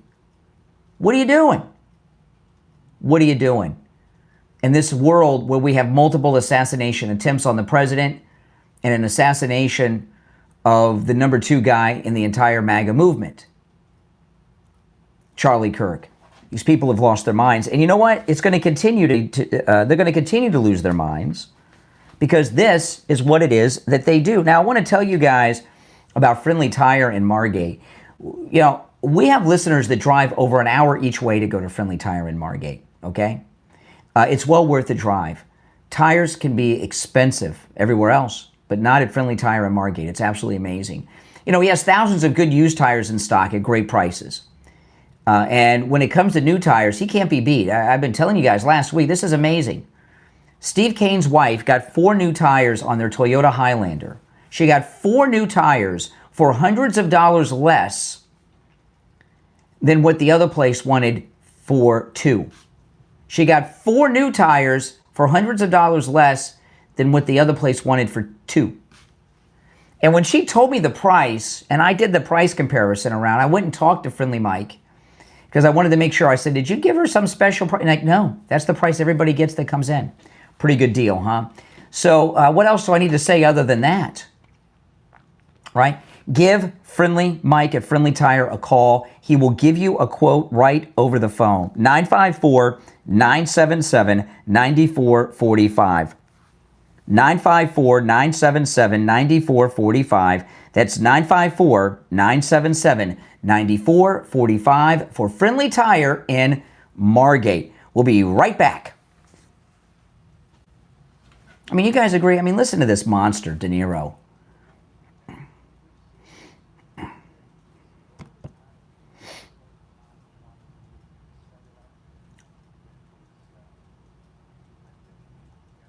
Goebbels.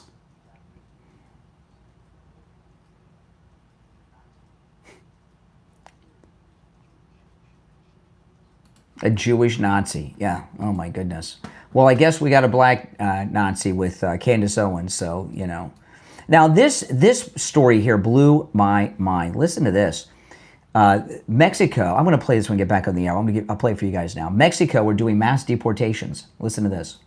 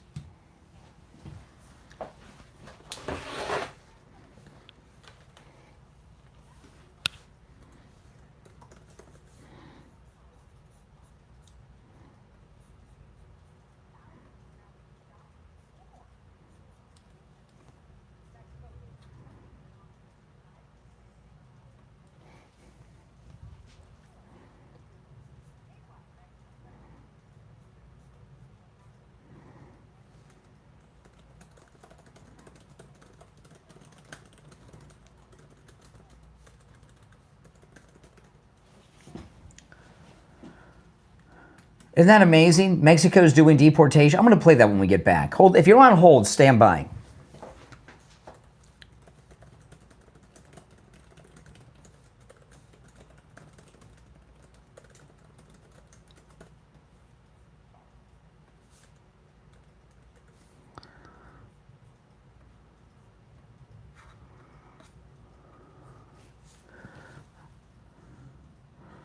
What?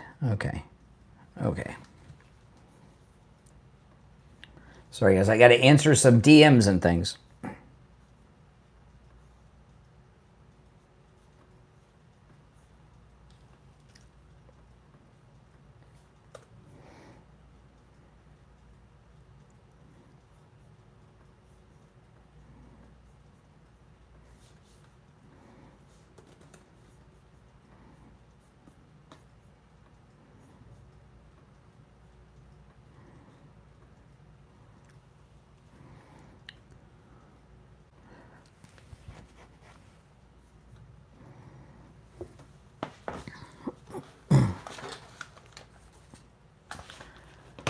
Oh, boy. All right. If you're new, my name's Brian. This is where MAGA comes to talk. I'll play that when we get back.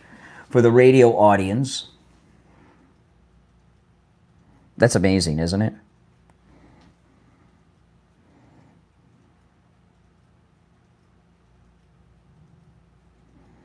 Let's see.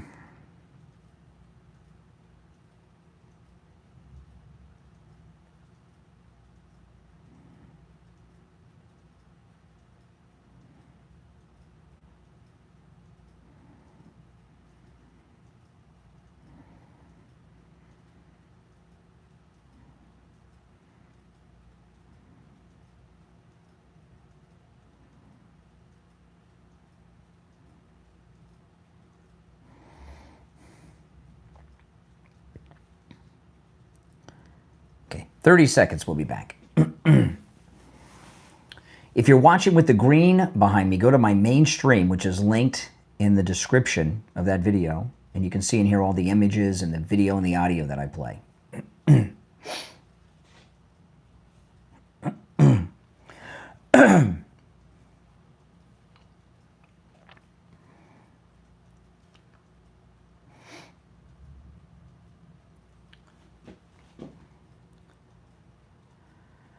Welcome back, everyone. I'm Brian Craig. You're listening to Florida's longest-running radio show, The Steve Kane Show, on the radio since 1977, celebrating 49 years on the radio.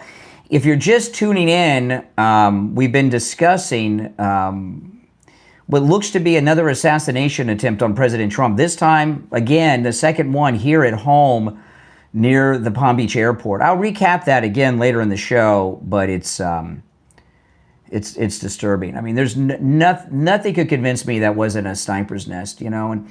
And the media haven't really reported the story yet. It's been in the news, but everything that's been in the news so far has just been basically plagiarism, copying and pasting the previous stories. The local news here, the local TV stations and the Palm Beach Post have done a little more reporting. Because the Southern Boulevard was closed down over the weekend because they were doing a massive investigation down there. They found the sniper's nest on Friday in a tree, and it was well camouflaged. And I'm curious to see how the mainstream media cover that story, because we heard nothing but violent rhetoric coming out of the No Kings March garbage on Saturday. I'm expecting them to try to do two things, possibly. Of course, overall discount it, because they don't want people to think that there's, you know, more assassins after the president. You know, it makes them sympathetic, so they don't want to report it. It is where they found this sniper's nest off of Southern Boulevard with a direct line of sight to where Air Force One's parked from an elevated position. Is 5 minutes away from where the golf course assassin was. You could even walk it. I wouldn't want to walk it, but you could. It wouldn't take you too long. So one thing I expect them to do is try to tell us that it was put up by that guy that was just convicted. Now, I don't think so. There's been too many sweeps done, and we do got to give that attaboy to the Secret Service, because the Secret Service did find this sniper's nest on Friday doing a sweep before the president's plane landed. So they did their job this time. So I'm waiting for them to try to, if they cover it in detail, to try to do that. And the other thing is, they keep calling it a hunting stand. And while that may have been what its original intent was when it was manufactured, you don't hunt in downtown West Palm Beach, okay, around the airport. That is a no-hunt zone. There's nowhere to hunt. It's businesses, residences, and the airport and I-95. So there's no hunting there. So there's no reason to have a hunting post in a tree there. And it was so well camouflaged. And whoever put this in was not an amateur. They knew what they were doing. It's strapped into the tree perfectly. It has two legs in the front of it, which are on the sides of this high, very large branch. And then it's strapped to the rest of the branch from the middle and the behind of it. And it's, you know, it's really nuts the way it's set up. So it's strapped in the middle and the rear to the branch, and then in the front there's two legs that are on each side of the tree trunk. And what this is for you to when you're hunting. You would use this for like deer and things like that, right? You hide in the tree on your stomach with your rifle, and you wait for the deer to come by. Well, there's no deer hunting in downtown West Palm Beach by the airport, I'm sorry to tell you. But then there's another piece of equipment that is all strapped to the tree with the same straps. The straps are the same straps as on the sniper's nest. And this, I don't know what it is. It's hard to tell. I can only see a corner of it. It's flat. It's strapped to the tree. And it's between 3 and 5 foot long thing. I don't know what that is. So if anyone has seen the image of the sniper's nest by the airport in the news, and you know what that other thing is, let me know. I don't know what that is, but this was done professionally. And the line of sight is direct to Air Force One. So this is, you know, they're just never going to leave this man alone. Never. You know, he's going to have to deal with this his entire life. That's why you, Marjorie Taylor Greene, anyone who's MAGA that criticizes Trump, right? You need to stop doing that. Every moment of every day, the president is risking his life. I saw the local news coverage of the president's motorcade driving from the airport to Mar-a-Lago. They were at full speed again, full speed. And everyone knows in the president's first term, he drove slow. Really, they almost idled from the airport to Mar-a-Lago because people are always lined up along the way, and they would idle, and the president would have the beast come as close to the curb as they would let it, and he'd wave at everybody. He doesn't do that anymore. It's full speed ahead. And I saw the car on Friday. It was flying. And it was because of this. Now, one thing I'm wondering, because I've hunted, but never hunted like hiding in a tree and waiting for game. I mean, I've hunted when I'm walking out through the woods and things. And I haven't hunted for a long time. I don't hunt now. I hunted when I was a kid. But is this what a typical hunter would use? And what I mean by that is I'm looking at this so-called hunting stand, the straps and everything. Everything's green. Everything's green. If you went to Bass Pro Shop and bought one of these stands, would it be 100% camouflaged in green, or would some of the straps be like orange or yellow so that other hunters would see it? Because a lot of hunters today, they're wearing like reflective yellow. They almost look like they're roadside workers sometimes, some of these things the guys are wearing. And it just seems a little strange to me that it's all completely green and there's no yellow or orange and there's no reflect. It just seems to me somewhere, maybe on the straps, maybe on the side of the thing, there'd be some reflective material there. If this was a hunter, if you bought one today, not completely green. I could be wrong. I've never hunted with something like that before, And if you look at the other two assassinations, Butler and the golf course, this sniper's nest at the Palm Beach International Airport is consistent with those. And what I mean by that is, in Butler, he was on the roof in a sniper's position and he sat there and waited. Out in the open, but he sat there and waited, remember? And he set up in advance. There was video of the Butler assassin before anybody got there with the ladder and everything else, remember? And we've gotten very little details about this sniper's nest in Palm Beach. This is high up in the tree. Was there a ladder there of any kind? The golf course assassin, a 5-minute drive from where this sniper's nest was found Friday off Southern Boulevard at the airport, that guy also was lying in wait in the trees, in the bushes along the golf course. And he was there for like 12 hours or more, lying in wait. And this is set up to lie in wait too. So all three of these assassination attempts, there's a similarity between the tactics used. That's why I lean not towards the cartels, but to the deep state. Whoever shot him in Butler and tried to do it at the golf course. And the Charlie Kirk assassination, the guy was on the roof and wait as well. So you put in, we got 3 assassination attempts on President Trump and the Charlie Kirk assassination. So we've got 4 instances now, 4 assassins, 4 instances, and all 4 of them are the same tactic being used with some slight variation, which to me shows like the same people behind it. You know, criminals, they stick to a pattern.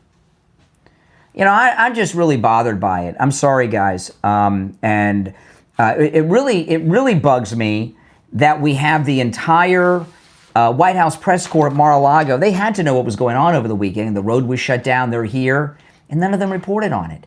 And and even after the story dropped late in the day yesterday, they were still here. They could have gone and reported on it. Now, I want to ask you, do you or someone you know or love suffer from neuropathy? Well, then listen up. You know, I don't have to tell you, neuropathy is living torture. The numbness, the pain, the burning, the tingling in the hands and feet, muscle weakness, loss of balance, muscle twitching, the feeling of pins and needles in the hands and feet. Maybe you have no feeling at all.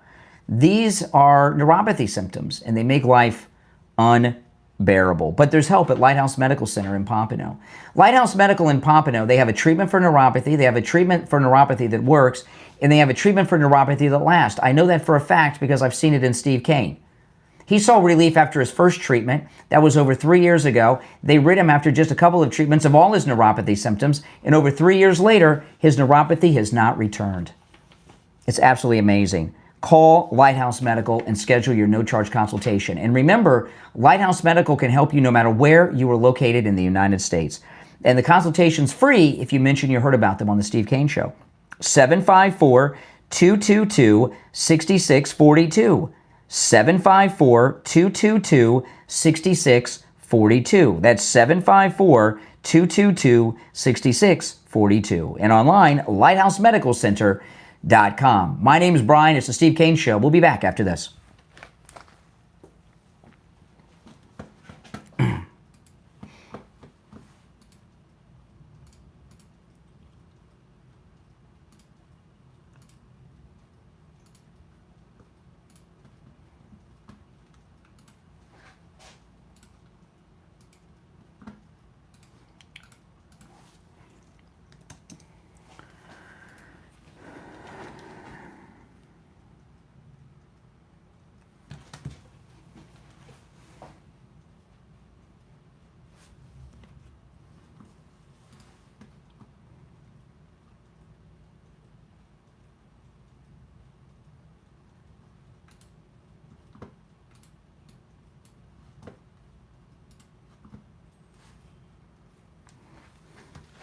Okay, that's Mike telling me when we're going to be back. Okay, we'll be back in just a couple of minutes, guys.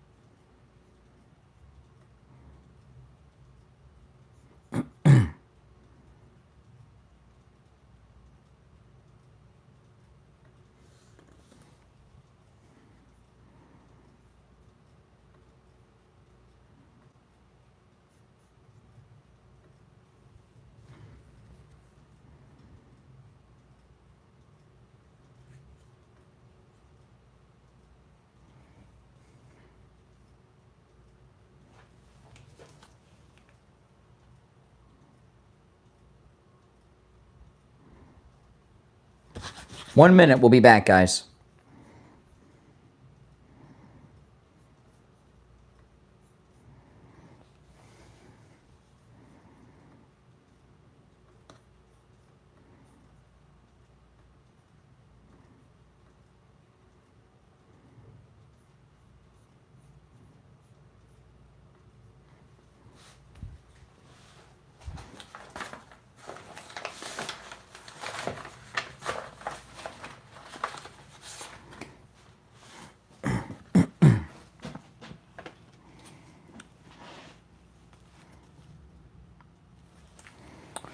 I'm sorry. I mean, this is really disturbing to me. And the lack of coverage in the media, just this copy and pasting of the story over and over again.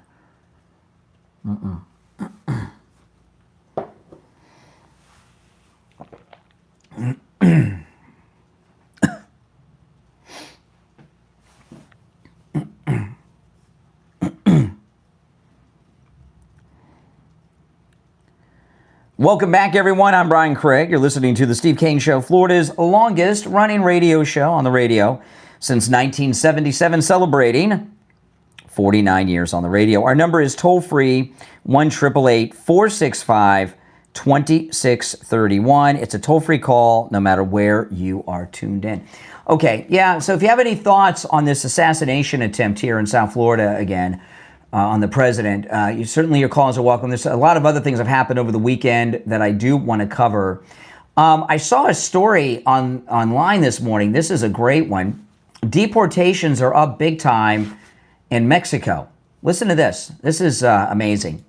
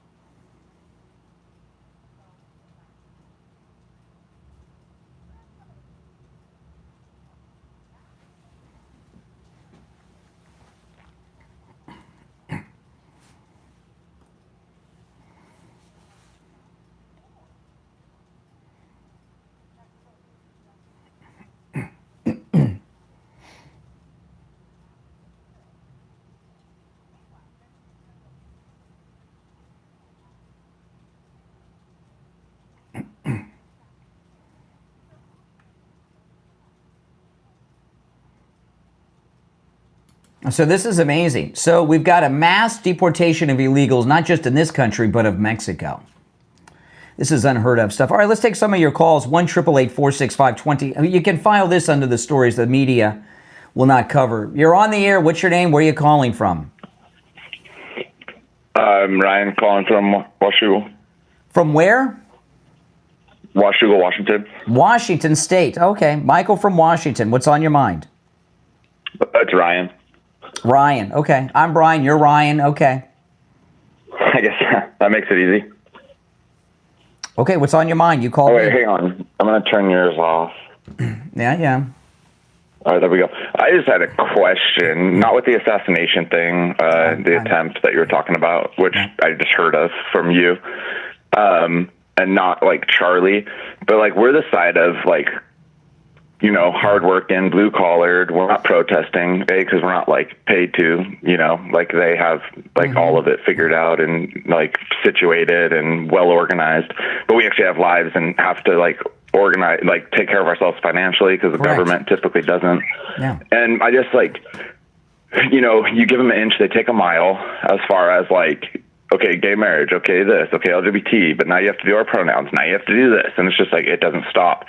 But they're so violent and just nonstop. At what point do you think that we'll have a breaking point and end up? There's already been a breaking point. They're out of power. No, I meant on our side, not to like fight back, but to stop putting up with their shit. Like, all right, first dump of the week. Oh my goodness, no profanity. First dump of the week, Mike. Oh my goodness. That didn't take long. I haven't even taken that many calls this week. If you're on hold, stand by. while we wait for the delay to re-engage. That guy's as conservative as I am liberal, and he'll deny this, but he's calling from Washington State, right? What you had with that last caller, it was unfortunate I had to let him go because of the profanity. And no, you can't call back. Okay, 1 call per day and you use the profanity. But what he was doing, he's fake MAGA. See, what happens a lot of times, you've got these liberals who go around this fake MAGA saying and doing stupid things to try to make us look bad because they think we're all the racist and violent and all these things. So, if that were true, you wouldn't have to pretend to be us. I get an example. There's this story of these young Republicans, I don't know, 4, 5, 6 at the most, who have some racist text messages. How do we know they're really Republicans? How do we know that? And by the way, even if they are Republicans, so what? 5 or 6 guys out of tens of millions of young Republicans? But how do we even know that they're really, truly Republicans or MAGA, right? They want to judge. That's so you got to watch out for that fake MAGA of which that guy was. Now, if you're on hold, hang in there. You got to wait for the delay to build back up. First time of the week. The No Kings events over the weekend were bizarre, but a reporter from the Dallas Express interviewed an Antifa guy. And he interviewed this Antifa guy that is in complete gear. He's got the paramilitary black outfit on. It says Antifa on his chest, and he's wearing a mask and a helmet and goggles and everything. I'm going to play that for you coming up in a few minutes. Now, by the way, Ryan, you're not welcome to call back. You're on the air. What's your name? Where are you calling from? Hello. What radio station are you on now, Brian? We're on a bunch. Where do you live? Where do you live? Florida. No, where in Florida? West Palm Beach. West Palm Beach? Palm Beach, yeah. And Palm Beach, let me see which one we're on in Palm. You're in West Palm Beach or just where in Palm Beach? Well, it's really Coral Springs. Oh, Coral Springs. Well, that's not Palm Beach, Coral Springs. No. Check out 95.3 FM. Okay? Mm-hmm. Check out 95.3 FM. Check us out there in Coral Springs. Okay? All right. Take care. Appreciate it. Palm Beach is like another county away and pretty far. All right. So this is the Antifa guy. He is in, this guy is in the complete paramilitary uniform. It even says Antifa on his clothes. And he did an interview, and I've never heard an interview like this before. This is a reporter from the Dallas Express. Well, I'm assuming this is in Dallas, interviewing him. Listen.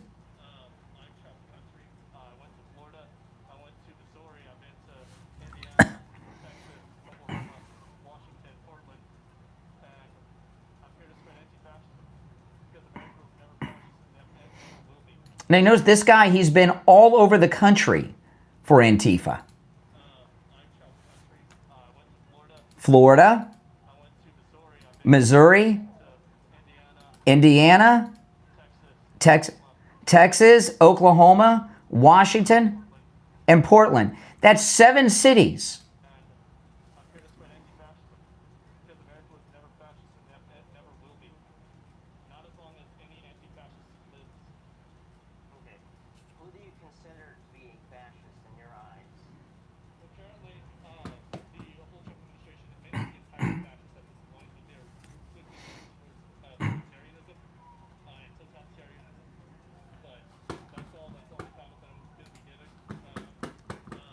So this guy's been to 7 locations from Florida to Washington State and many places in between.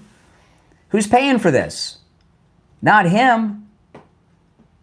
And over the weekend, both President Trump and J.D. Vance said that they're going to get to the bottom of who's funding all of this. Let me see if I can find the clip of J.D. I had the clip right here. This is J.D. Vance. So, and that guy was in a hardcore Antifa uniform. This is J.D. Vance with Laura Ingraham over the weekend.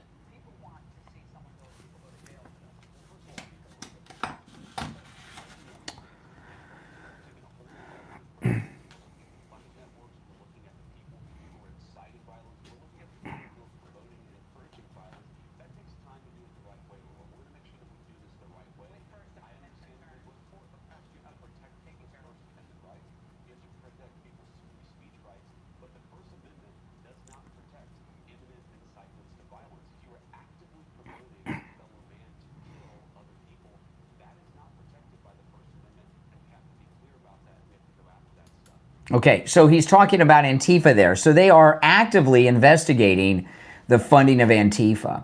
And this guy who's been to 7 different locations that he named, that's very expensive. I mean, it's basically a full-time job for this guy. His profession is Antifa, right? I guess that's what he would write on his tax form. Occupation Antifa, this organization that doesn't exist. Someone's paying his bills. Someone's paying for his airfare or his gas money. Someone's paying for his hotel stay and his food. He's not doing this for nothing. And he's got expensive equipment and gear on. So he's being paid well and funded well on his travels throughout America. And, you know, this is going to lead. President Trump keeps alluding to this. There's probably people I know, rich guys, that are funding this. So they know who they're looking at. And there are going to be some high-profile arrests. And I don't mean these idiot blue hairs that they arrest at the scenes. I'm talking about the fundraisers, because what they're doing is funding a domestic terrorist organization. I want to ask you this. Are you in pain? Well, go see Dr. Appleton and talk to him about his laser away pain treatment. You know, Dr. Appleton and his laser away pain treatment is absolutely amazing. It's a robotic laser. The robotic laser moves around the entire area that's being treated, right? So as an example, when Dr. Appleton was treating me for shoulder pain, he was able to determine where in my shoulder the pain was coming from. The laser, of course, pinpoints to that area, but then it also moves all around the shoulder, the front, the top, the side, the back of the shoulder, moves over the whole area and treats the entire area that is damaged and repairs it. It's amazing. That's why the 7 times that Dr. Appleton has treated me, the pains have not returned. The robotic laser works on every type of pain I've ever heard of: stenosis, neck pain, tennis elbow, strains and sprains, sciatica, muscular contraction, lumbar pain, hip pain, knee pain, bursitis, bronchoneuralgia, arthritis, and more. Remember, the consultation with Dr. Appleton is free. So take advantage of this. Go see Dr. Appleton. Appointments aren't necessary. Walk-ins are welcome, even on Saturdays. Take advantage of that no-charge free consultation and let Dr. Appleton tell you what his robotic laser away pain treatment can do for you. Here's his number: 954-973-0710. 954-973-0710. 954-973-0710. And online, AppletonCairo.com. All right, 1 hour down. It's the Steve Kane Show. My name is Brian Craig. We'll be right back with your calls after this.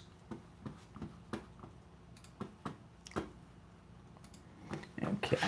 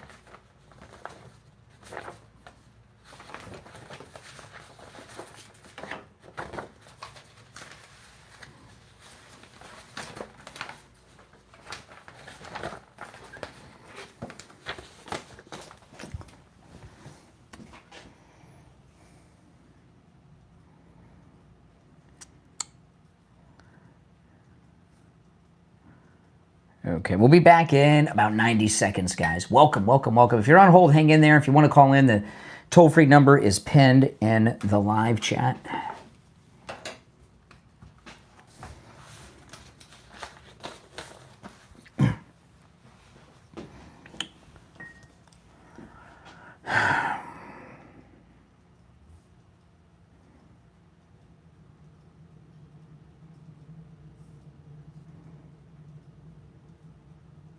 Okay, 1 minute, we'll be back.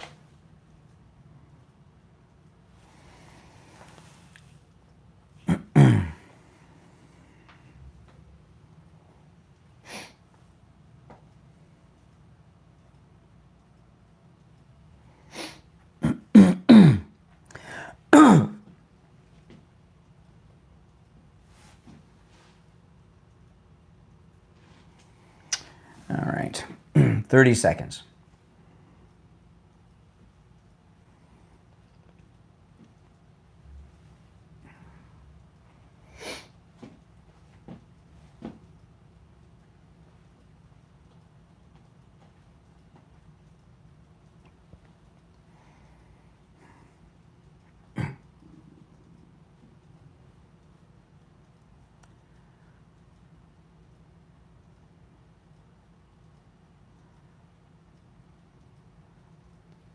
All right, welcome back, everyone. I'm Brian Craig. You're listening to The Steve Kane Show, Florida's longest-running radio show. On the radio since 1977, celebrating 49 years on the radio. If you're just tuning in, what I've been covering mostly today, it looks like there very well may have been another assassination attempt on the president, this time in, well, Palm Beach again, 5 minutes from the golf course assassination spot. But there's a lot more I've brought up, and I have a lot to cover today, but I certainly would like to hear your thoughts on that. The number is toll-free, 888-465-2631, 888-465-2631. You're on the air. What's your name? Where are you calling from? Hey, it's Red. How you doing? All right, Red. What's on your mind? It's on my mind to say, I hope your weekend was fantastic, and our president and our vice president are doing fantastic things around the world. Hey, it's funny. You got these demonstrators out here, and I was listening to one of them. They forgot they had their phone on, and they said, where's the next protest? Where's the next protest to go to? Because I got to get paid. Really, I missed that one. Yeah. You know, if you remember in the first campaign of Trump's, right?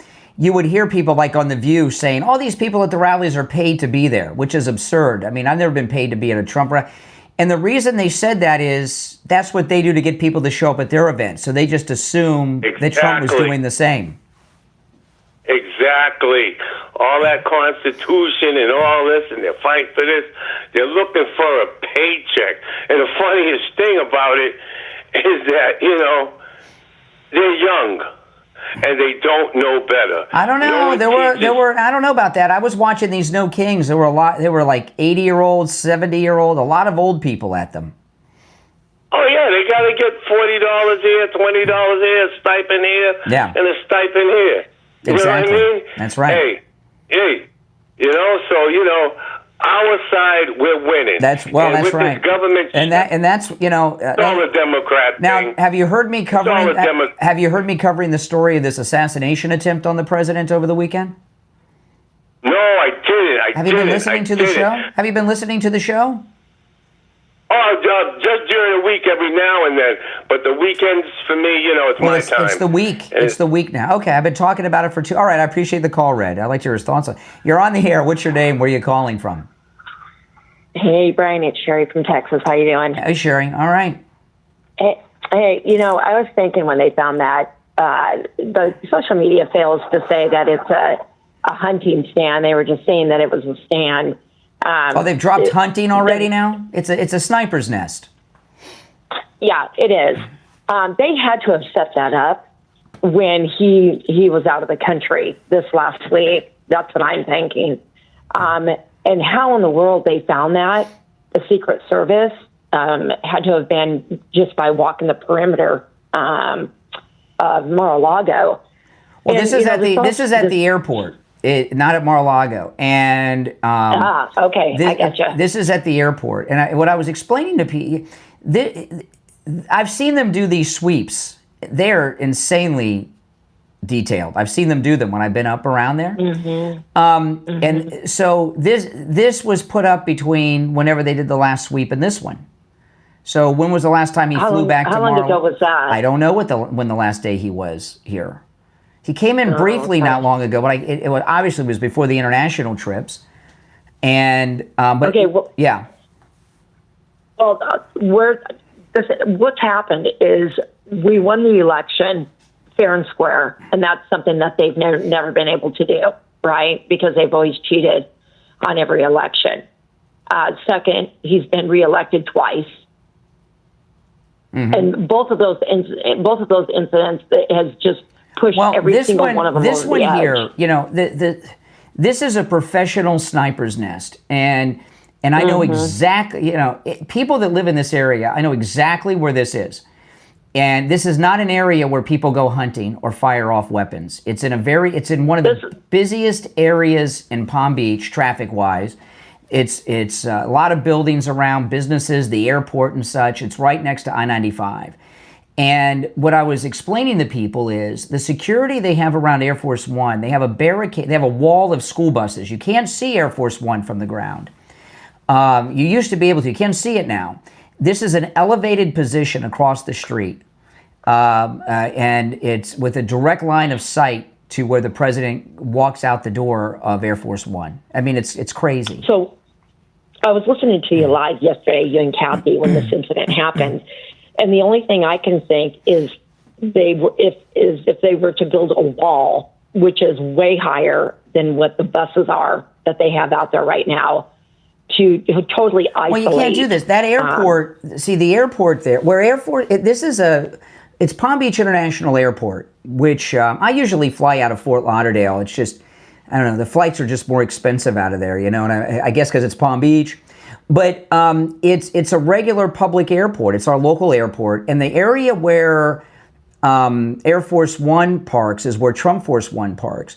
And it's an area where there's small airlines, like airlines that have like prop planes that you fly to the Bahamas on. Those private plane owners and such. You can't put up a wall around that place. And it's it's farther than you realize from where it is, but a direct line of sight, it's frightening to me. I mean, and my two suspects were the deep state and the cartels, but cartels, I really don't think so, because this had to be put up before they started blowing the boats out of the water. And so I'm thinking it's the indictments that inspired this, is what I think. Way deep. Yeah, I wasn't really, I'm not familiar. My daughter lives in Panama City, so I'm not familiar of the area down there where Mar-a-Lago is. I've got on, if you guys watch me on YouTube, Brian Craig Show on YouTube, I've got an aerial view where I have drawn out where the sniper's nest was found, where Air Force One is, showing the direct line of sight, as well as a close-up of the sniper's nest itself. This is like the fourth assassination. Well, we got Butler and the golf course, and this one. What's the fourth one? I was guessing. I was thinking it was the third or the fourth. So yeah, wow. I know it's scary. This is concerning. Yeah. Thanks, Brian, for taking my call. Appreciate the call. And then yesterday the president went back to Washington on Air Force One. He took the baby stairs that Biden took because they're lower to the ground. They didn't want him going up high. So the stairs that he took are they're obscured from with the school buses. You know, part of this is what I don't get. You know, I've lost a lot of elections. We all have, right? If you follow politics and you advocate for certain candidates, you lose sometimes. Sometimes you lose a lot. And I never worry because I knew we're going to have another election. So I just don't worry about these things. But the deep state, see, this is the difference, okay? This is the difference. President Trump is the only president in this country's history that is either not a part of the establishment or controlled by the powers that be. And he's turning the whole world, their world, upside down. And these deep state people, the donors, the political establishments of both parties believe this is, it's like Taylor Swift in that old tour. They think it's their country and we're just living in it. And the things that President Trump is doing is turning their world upside down. We got these 3 indictments and there are more coming. And I think the indictments are the inspiration behind this. I think when you look at where this sniper's nest is located, high up in this tree by the airport, and you look at the direct line, you can tell that it's professional. And it's in the same pattern as the Butler and golf course assassin and the Charlie Kirk assassin. It has the same signature, a place where the assassin can lie in wait. And don't let anyone tell you that they're hunters. There's no hunting there. It's in the city. It's basically downtown Palm Beach practically. There's no hunting there. You wouldn't be firing off any guns. You would not even be out there with a BB gun. If you were out there with a BB gun, they'd pick you up. Okay? You wouldn't even be allowed to have a BB gun there. By the airport area? No. In this busy area? No. By I-95? No. Downtown like this? No. So this is not a hunting nest. This isn't a hunting stand. This is a sniper's nest. Professionally done. And it's the same people behind it that shot him in Butler, behind the golf course, and the assassination of Charlie Kirk. That's it. I wish it wasn't true, but it is. And what makes me say with 100% confidence that this was an assassination attempt is that President Trump went up those Biden steps, the lower steps, because they wanted him lower. They didn't want him to go up through the main door. It's not safe. And they did a massive sweep down there over the weekend. The traffic must have been terrible in Palm Beach. They shut down Southern Boulevard from the airport to Mar-a-Lago. They did a sweep from the airport to Mar-a-Lago. Now, it's a quick drive, but if you're doing a detailed sweep all in that area, that's amazing. That's a crazy undertaking. There's so many businesses there. There's hotels. You've got the downtown area. You've got homes. I can only imagine the level of madness that went on. But people didn't know because it's normal to shut down the roads. The president goes to the golf course, he goes to the airport, they shut down the roads. So people maybe get annoyed by it. But this is a whole nother level. And another thing about it is because of the changes in the security at the airport in this second term, this elevated position across the street it's on the south side. It's just south of Southern Boulevard. That is a direct response to the increase in the security around the aircraft. All right, if you're on hold, hang in there. We're going to take our first break of the 7 o'clock hour. My name is Brian Craig. This is the Steve Kane Radio Show, Florida's longest running radio show. Our number is toll free, 888-465-2631. We'll be right back.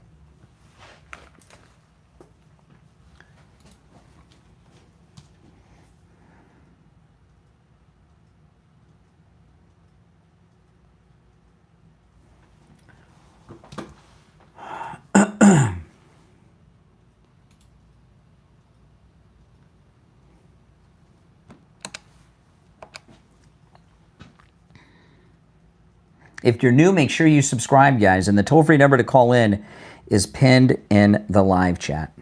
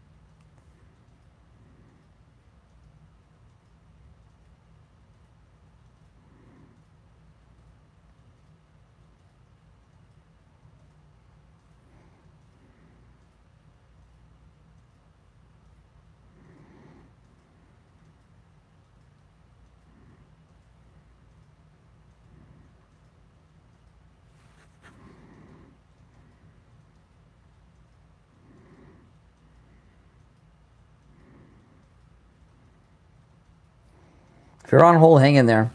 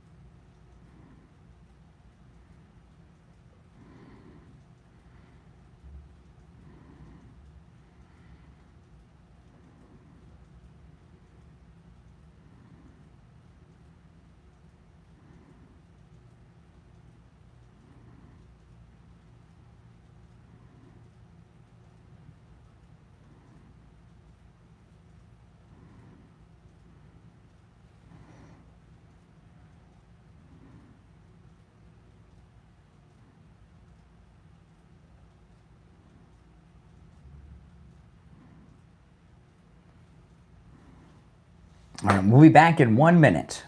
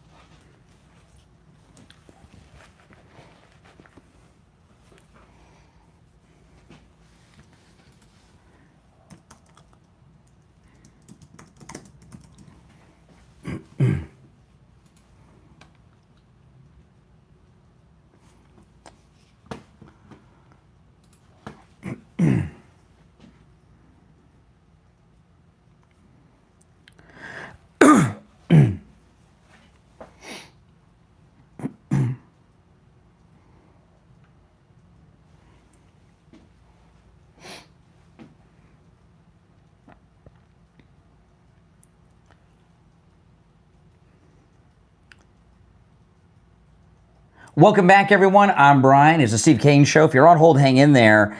I want to talk about Life Imaging FLA. I was just looking over their Google reviews. Listen to this. This is Mario. Life Imaging is amazing. Their staff is great. They took excellent care of us, very knowledgeable, very attentive, and generally cared about our well-being. They sat down with us and went over all of our medical concerns. They offer peace of mind. They're saving lives. I'm forever grateful to them. Another review, patient had over 80% blockage that they found. They saved their life. Over 80% blockage was found. It's in the Google review. Check them out for yourself. Life Imaging FLA is amazing. And the peace of mind they've given me, it's really given me just so much energy in my life, knowing that I have no plaque buildup and no blockage. I was expecting to have to go in and get stents the next day. I was prepared. I'm not kidding. I was prepared because of my cholesterol has been so high for so many years. I was expecting 80% blockage minimum. And I really thought I was going to end up going right from Life Imaging FLA to the emergency room. I thought within a week I would have either open heart surgery or stents put in or something or bypass. I was totally expecting that. And I've got a completely clean heart, no blockage, no plaque buildup, and the peace of mind. I mean, I've been energized ever since. Changed my life because I've been worrying every day for years that I was going to have a heart attack. They can even detect some cancers before any symptoms are shown. And of course, heart disease. They have locations in Broward, Palm Beach, and Miami. Call Life Imaging FLA for your free heart scan now with a few minimum requirements valued at $699 From your cell phone, call pound 250 and say free heart scan. That's pound 250 on your cell phone, pound 250, and say free heart scan. You'll be connected in seconds.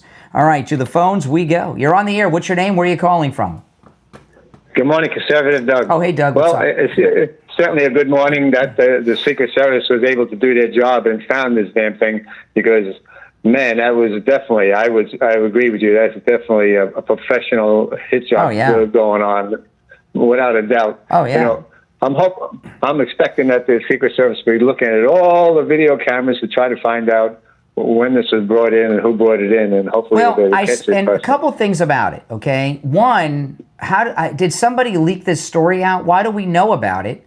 And why didn't they just sit on it and see if anybody came by? I mean, it was strange, you know. The thing about this is, if you look at the you look at the line of sight, and you look at the they call it a hunting stand. I'm calling it a sniper's nest. Yeah. This is just not some kids or something that put this up there.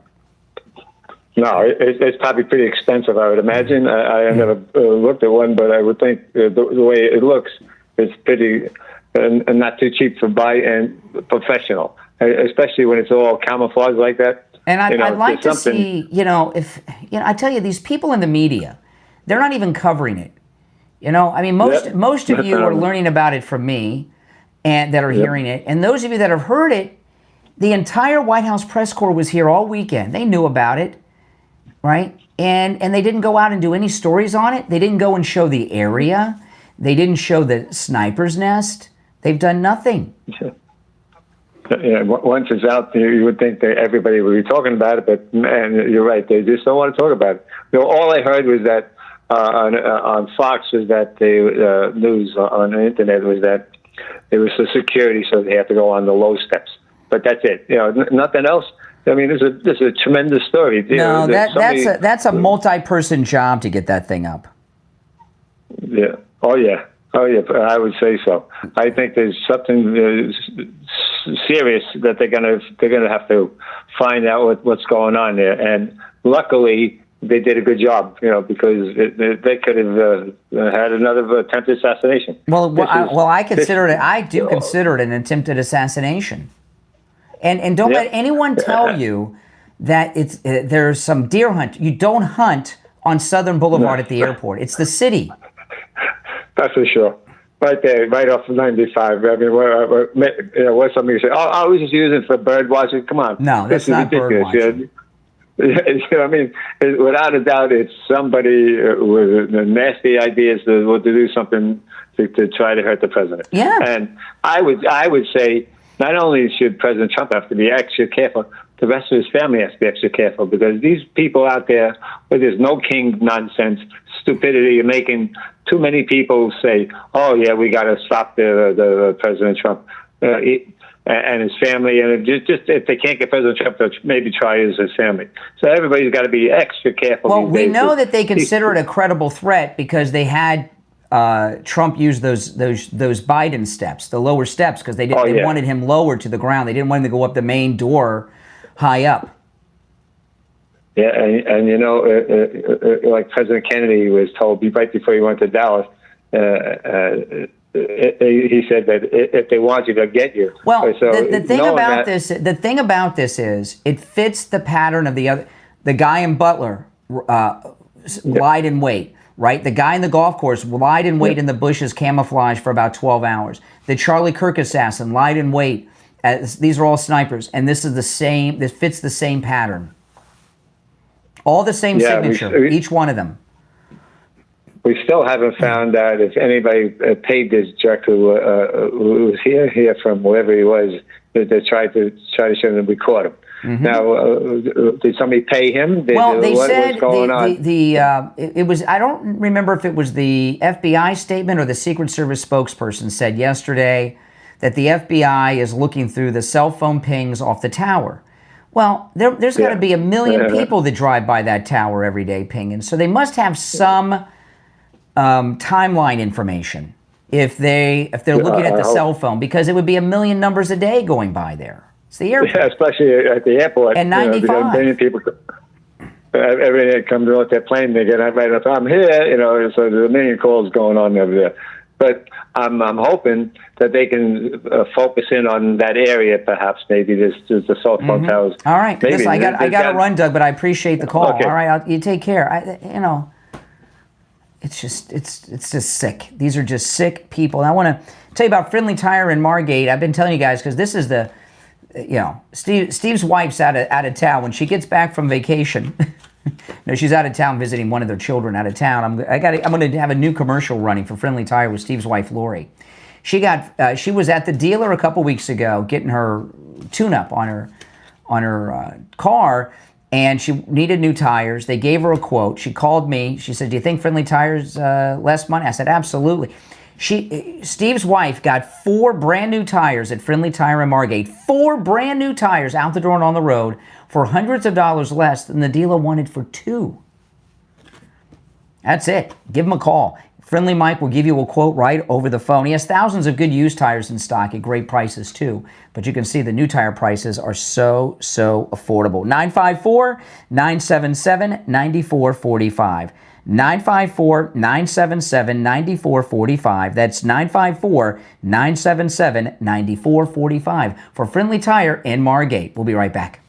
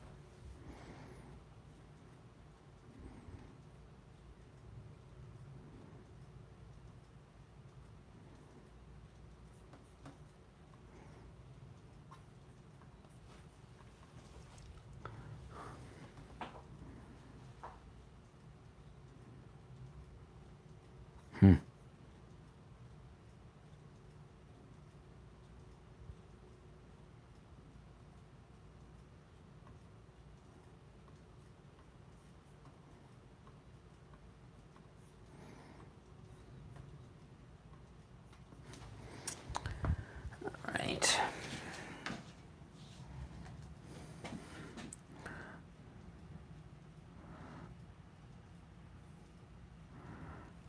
Okay, we'll be back shortly, guys.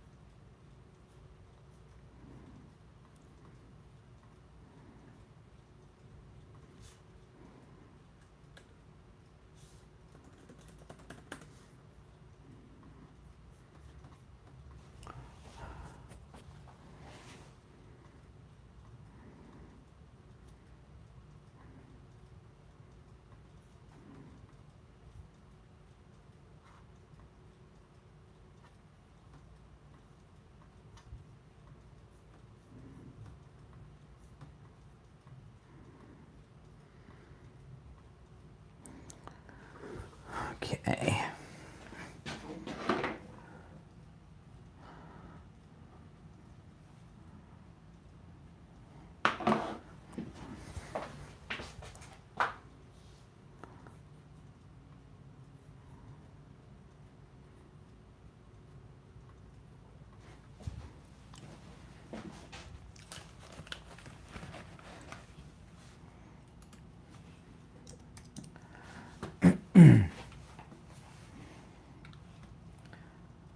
All right, welcome back, everyone. I'm Brian Craig. You're listening to the Steve Kane Show, Florida's longest-running radio show.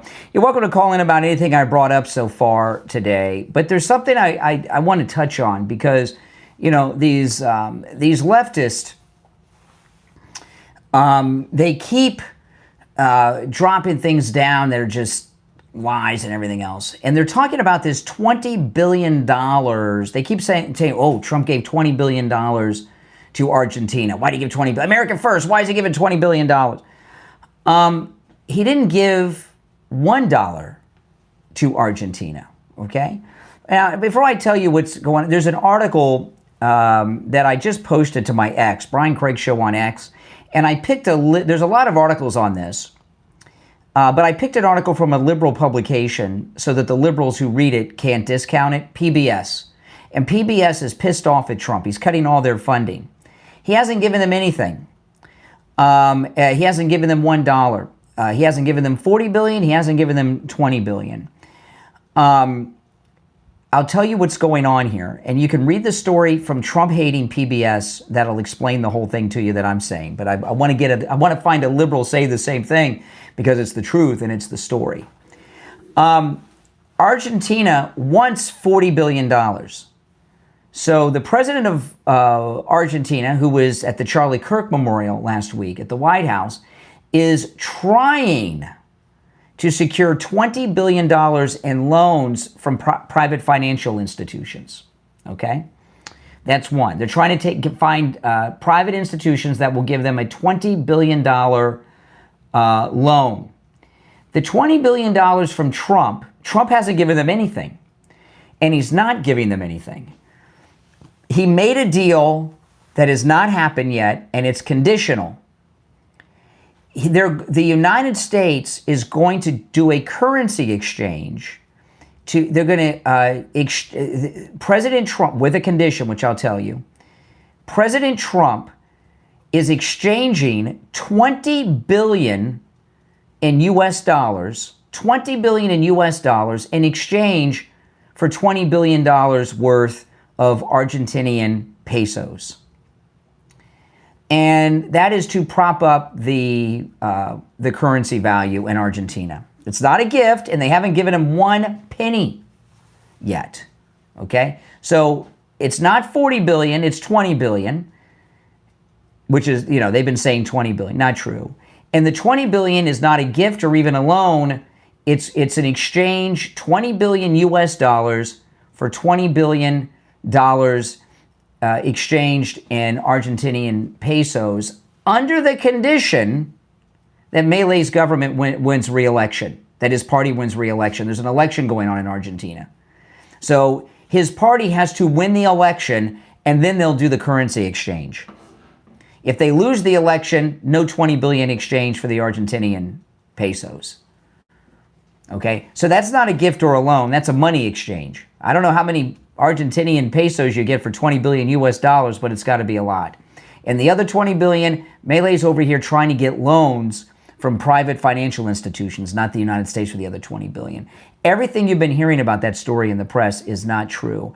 And it seems to be, and don't argue with me, liberals, go talk to your Trump-hating friends at PBS, because they're reporting that too. And it was not easy for me to find a liberal source that reported the truth of the story, okay? Because they're leaving out all these things. And what President Trump is doing is so incredibly brilliant, okay? You know, the enemy of the biggest enemy of this country today is not Russia. It's not even China. China's our enemy, but not our biggest. The biggest threat right now are the drug cartels. We're at war with the drug cartels. Everything that's been happening with the illegal immigration over the past years has been an alliance that the cartels made with the Democrats and the political establishment. And he's literally blowing their boats up out of the water, and they're planning land attacks inside Venezuela and elsewhere in Latin America on the cartels. You know, I was telling you guys on Friday, 10% of the United States Navy's military strike force is in or around Venezuela in the Caribbean for the war on drugs, the war against the cartels. And what he's doing by propping up the currency in Argentina with this currency exchange that has not happened and will only happen if Milei's party wins the election, okay, is not just to prop up Argentina, but he's building an alliance in Latin America. And, you know, these Latin American countries are being run by the cartels. The cartels are going to be out of business soon because of what Trump's doing. It's very brilliant. So don't believe your lies that Donald Trump gave $40 billion to Argentina. That's not true. And he's not even giving them $20 billion. He's doing a currency exchange on $20 billion if the party wins the election. If the party loses the election, no currency exchange. So what's wrong with that? Everything the left have said about this story is 100% untrue, a 100% fabrication. But don't let the truth get in the way of their talking points. And I hate to even have to, the media should be the ones doing the coverage of that, not me. Now, there's another thing they're trying to promote, and that is that the peace between Israel and Hamas has failed. President Trump, he was asked about this on Air Force One on the way back to D.C. yesterday. What's your reaction to Israel?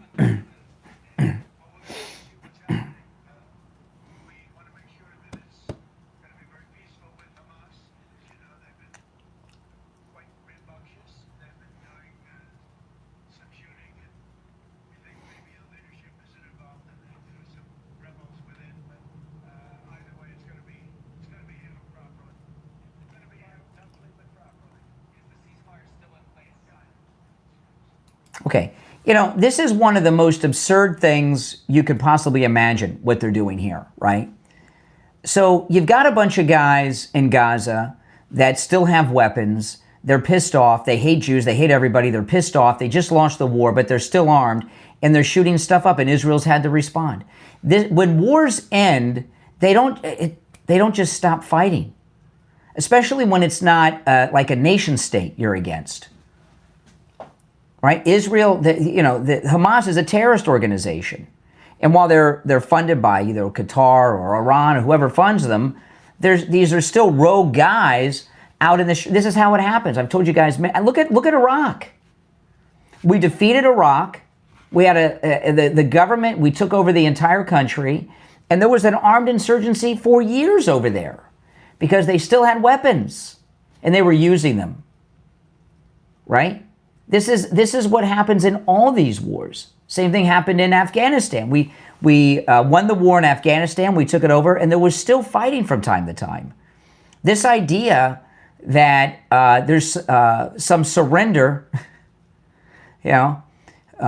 like in the American Revolution or even after the Second World War, fighting continued after the surrender of Germany and Japan. For years, both in Europe and in Asia. It's so bizarre to me that how stupid people are in the media, right? Well, they had a ceasefire. What are these guys? Because they're a bunch of anti-Semitic lunatics that are off on their own with all these military-grade weapons. Yeah, they're still shooting things off. This is what happens at the end of every war. Now, I want to ask you this. Are you or someone you know suffering with pain? Then go see Dr. Appleton. Dr. Appleton offers free consultations. Go talk to him and let him tell you what the robotic laser can do for you. I was talking the other day. I got a relative who lives out of town. They were having back pain. I was trying to get them to come down here and see Dr. Appleton, but you know how family is. Some people, they just won't take your advice, And they went and had back surgery for their pain. Not only are they still in pain, they're in more pain. They're talking about getting a second surgery. I think, what? Why would you go get a second surgery from the quack that gave you the first surgery for back pain and you're in more pain than you were before the surgery? I don't get that. These doctors, these surgeons, all they know how to do is how to cut you open and charge you lots of money. And I've seen this happen time and time again with guys I've known over the years for shoulder pain, knee injuries, back pain, all kinds of things. If you have a surgery scheduled, go see Dr. Appleton first. Yeah. Gee whiz. His laser wave pain treatment works. He's rid me of pain 7 times. Give him a call. Remember, appointments are not necessary. Walk-ins are welcome. With the laser, it's 100% painless. You don't even feel it. There's no drugs, no shots, no injections, no downtime, and no surgery. And the consultation is free. Give Dr. Appleton a call. We've had listeners travel from all over the United States to see Dr. Appleton.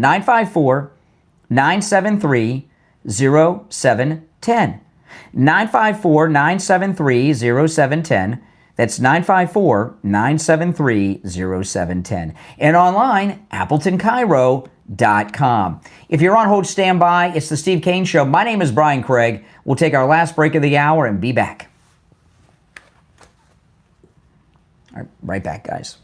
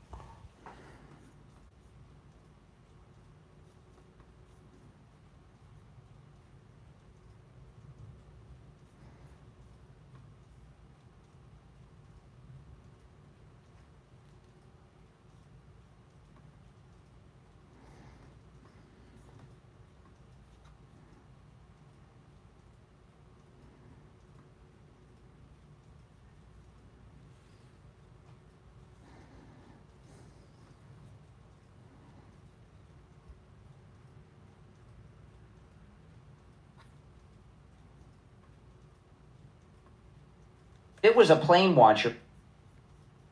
I'm just checking on the audio, guys. Bear with me.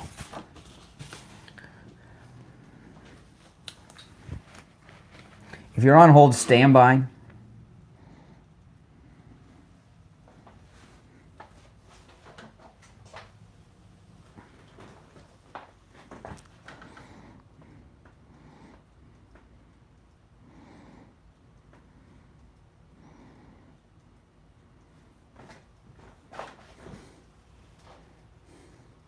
We'll be back in 1 minute.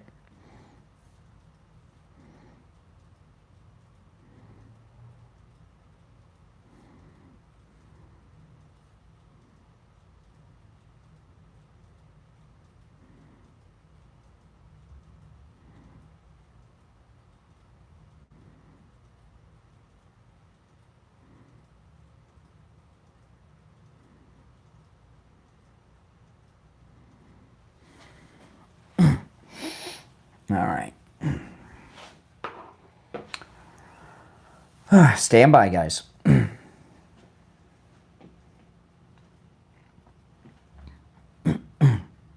30 seconds-ish. Yeah, this whole story about the money to Argentina is a complete fabrication by the left. Trump's not giving them $40 billion or 20. He's not giving them anything. He's doing a currency exchange if they win the election. How many people called me moron in the chat when I was I don't see that now. Go read the story.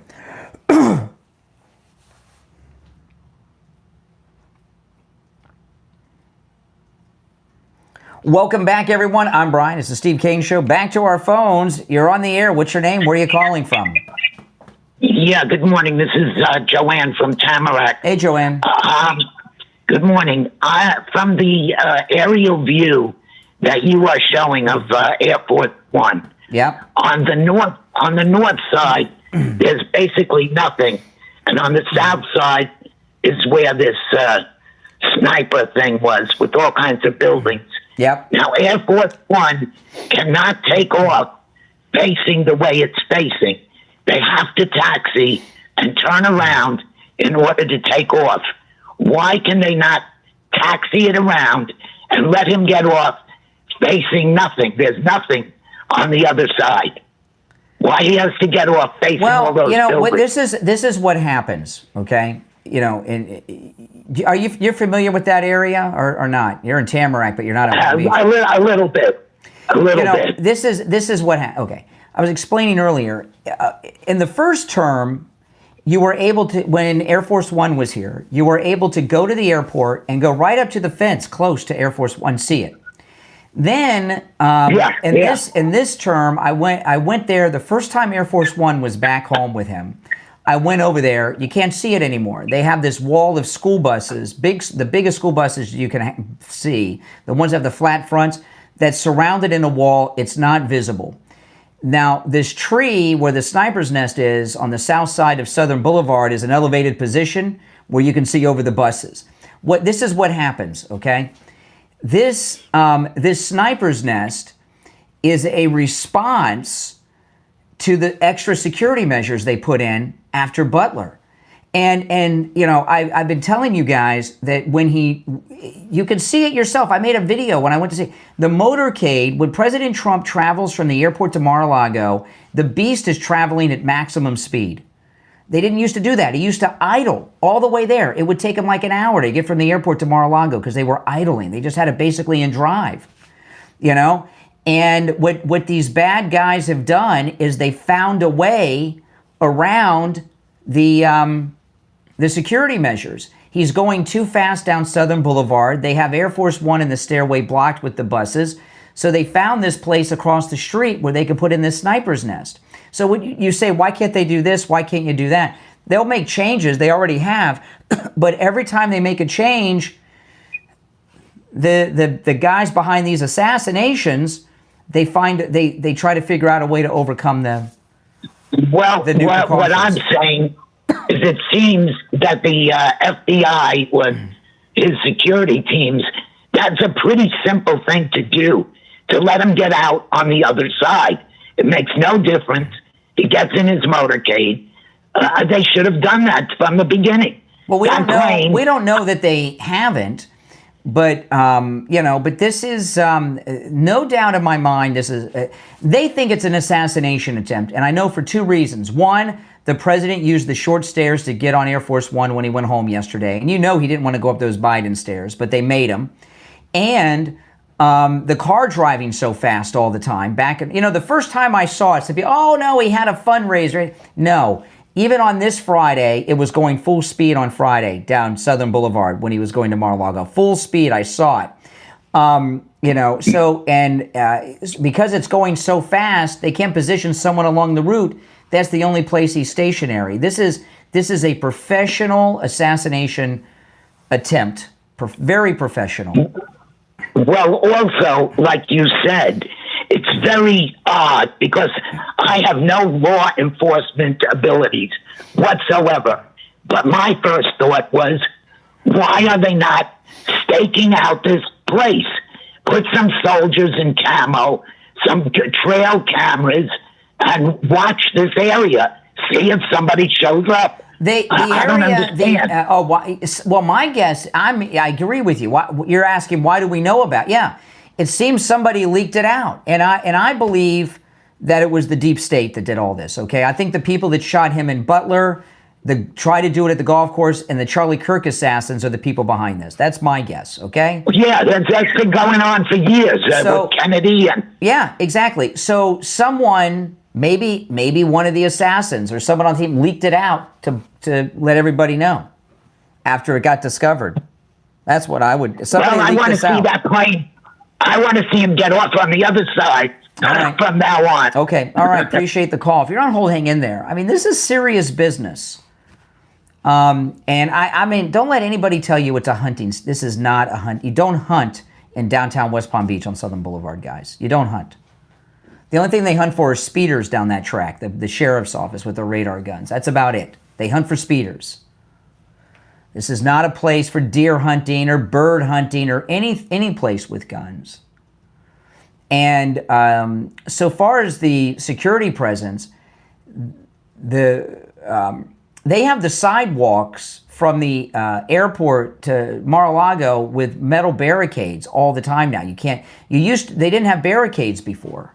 Now, not only do they have barricades, they enforce hardcore for you to be behind them. Now, this is bad stuff, guys. I mean, they're just never going to leave him alone. And I don't know if you guys caught. Let me see if I'm sure I have this somewhere.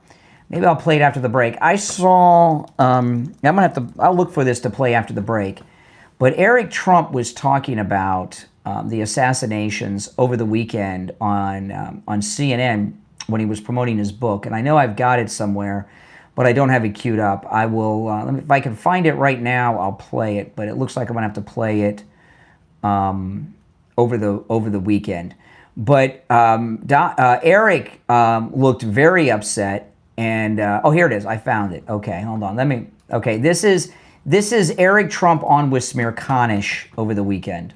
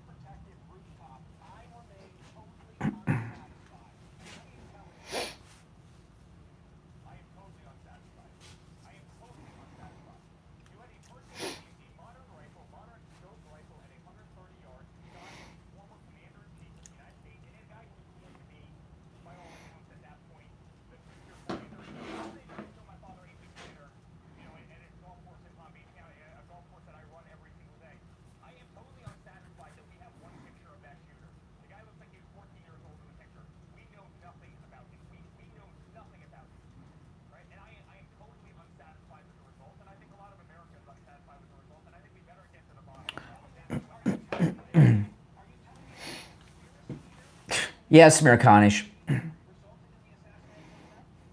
course, jerk, Smirkanish.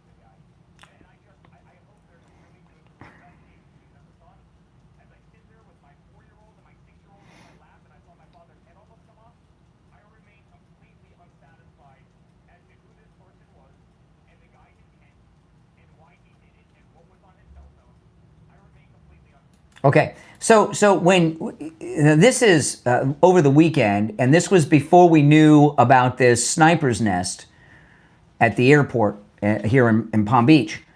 When Eric Trump says we don't know anything about the shooter, the way I take that is the president doesn't know anything about the shooter. And if you notice, Eric Trump also said what all of us have been saying, and he's the first person in the Trump family that I've heard say this. So when I hear him say these things, I assume the president thinks the same way. He believes the same conspiracy that we've been talking about. And when I say we, I'm not using the royal we with me. I'm talking about you guys too. Same people that shot the president in Butler, tried to do it 8 weeks later at the golf course, killed Charlie Kirk, and are behind this sniper's nest in Palm Beach. They tried to get him in court. They tried to get him in jail. And when everything failed, when they couldn't turn us against him, when they couldn't put him in jail, they shot him. And they tried to do it again 8 weeks later. And now we have this. And then they got Charlie Kirk. And Eric Trump believes that. So that's a confirmation that we've all been right. and that the president and the Trump family believe that too. I want to talk about Coastal Weight Loss Secret. Oh man, they've just been life-changing. You know, I've been telling you guys, I did not expect to lose so much weight. I didn't think it was possible. I'd never been on any type of diet, anything officially before. And I did not expect to be what I weighed 29 years ago. And my wife was telling me, she was telling me over the weekend, she heard me talking about how my stomach's flat. And when I looked down, I realized that I used to have partially obstructed view when I would look down from my belly, and it's completely flat now. She came up to me and she says, yeah, it is. You have 100% unobstructed view. We were thinking about buying my daughter Ariana Grande tickets for Christmas. Yeah, they're $1,000 a piece. I don't think so. $1,500 a piece. I don't think so. You could go on our MAGA cruise for less than what it costs to see Ariana Grande, and that's what we were talking about, obstructed view, partially obstructed. My stomach's completely flat now. I didn't think it was possible to lose that belly, but I did. Schedule your free consultation. And by the way, no matter where you are in the United States, Coastal Weight Loss Secret can help you. 561-247-6300. 561-247-6300. That's 561-247-6300. And online, coastalweightlossecret.com. All right, 1 hour to go. It's the Steve Kane Show. My name is Brian Craig. We'll take our break for the top of the hour, come back with your calls and much more. Don't go anywhere. Back after this.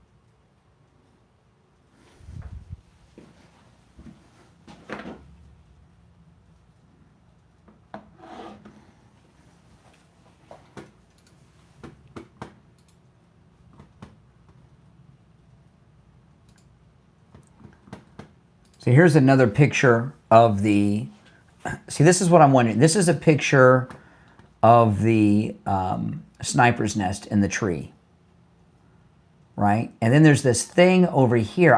Does anybody know what this other thing strapped in is? I don't know what that is. But here it is. And is it unusual to have all the straps green like this? No orange, no yellow. And then what is this thing over here? I'm not sure what that is. If you know, let me know. I'm very curious about it. But this is a professional setup. First off, how do you get up there? And how easy is this to put in by yourself? It looks like it's pretty hard to put in for a single person to me.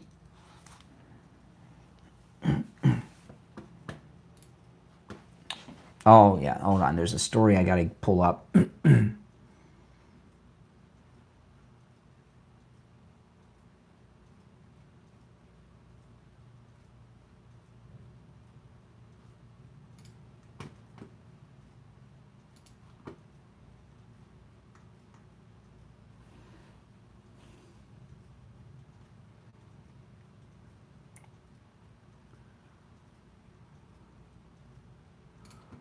Okay.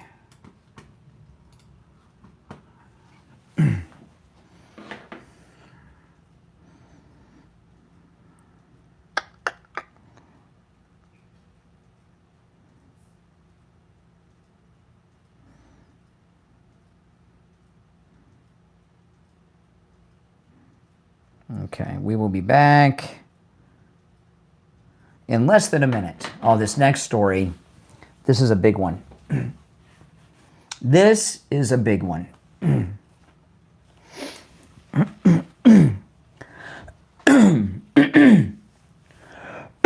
Excuse me, guys.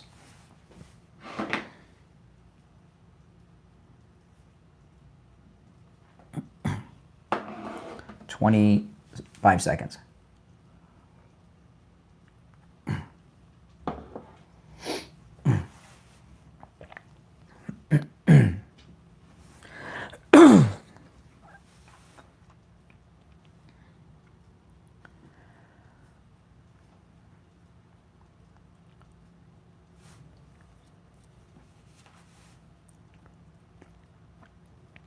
Welcome back, everyone. I'm Brian Craig. You're listening to The Steve Kane Show. The 8 o'clock hour has begun. If you're on hold, hang in there. Our number is toll-free, 888-465-2631. 888-465-2631. We've been talking about this new, sadly, assassination attempt against the president right here, again, in Palm Beach, 5 minutes away from the golf course assassination location. I've been covering that all morning. And you're welcome to call in about that. I've got a story on Mamdani that I'm going to share in a couple of moments that you will not want to miss. If you get to your destination in your car, sit in your car and wait, all right? I'm going to get to it in just a moment. You're on the air. What's your name? Where are you calling from? This is Dean from Martin County. Hey, what's up? Hey, yeah, these deep state cabal are, they're going to do anything and everything to get the most powerful and best president, take him out of office. It looks like they're crazy. It looks like it. Yeah, I feel.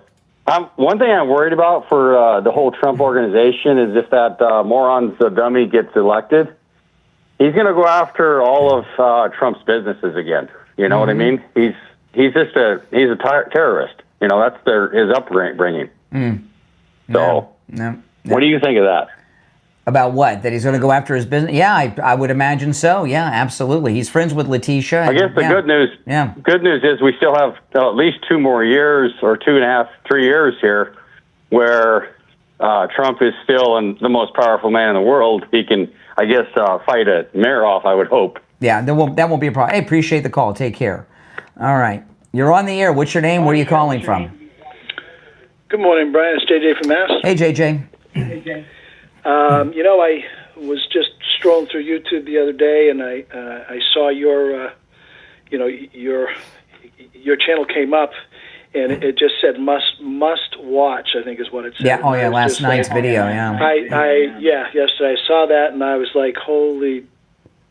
When I saw that, it scared the hell out of me. Yep. Because when you do, that's not anyway. So I saw that. I watched, and I was like, oh my God. This is 100%. It's a tree stand, yes. However, whatever you want to call it, stand, sit, it's 100% a sniper's nest. But here's the thing about the cell phone data I've heard talked about, and all the different ways that they might try to go after this person. It's not the cell phone data. It's the geolocation, and they can get that down to within a couple of feet of where a phone has been.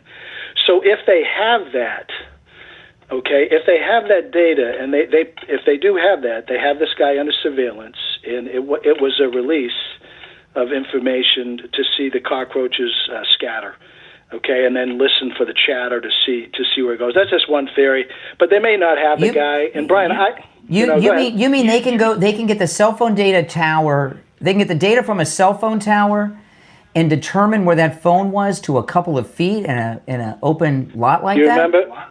Do you remember the movie 2000 Mules? They can get the geolocation data from the companies, sift through it, and find where people have. Yes, when you're talking about assassination, now you can't do that. I mean, the FBI uses geolocation data all the time. I wonder how difficult that is on a tower that has. I mean, it's right off of I-95, downtown West Palm, the airport. Because this area where the tree is, while it's a busy area with a lot of businesses, this is kind of like a field where people wouldn't be in that. I mean, how many people could have been around that tree in the last 6 months? Nobody goes in there. I mean, nobody goes in there. Maybe some homeless people, whatever. That's about right. That's about it.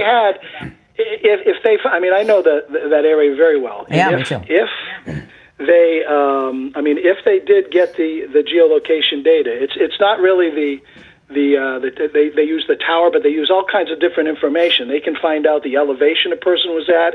They can figure out if somebody was in a 100-story building. They can find out if in the 90th or the 50th story based on all. But they get triangulation data from different apps that you might have on your phone, but they can track people. I mean, if you go back and look at how they did it with 2,000 mules. This to me, but that wasn't this. This is a professional op, right?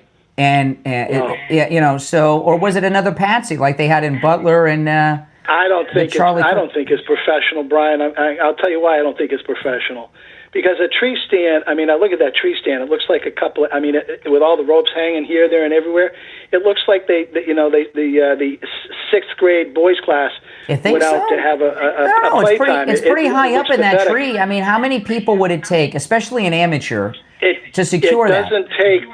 It doesn't, Brian. It's not really a lot of mental effort. You don't have to have a degree in astrophysics to put up. Yeah, but can you do it with 2 arms, or do you need 4? You can do it by yourself. You can do it by yourself. I've done it. Really? I mean, Christ, it's not. Yes, it's not that difficult.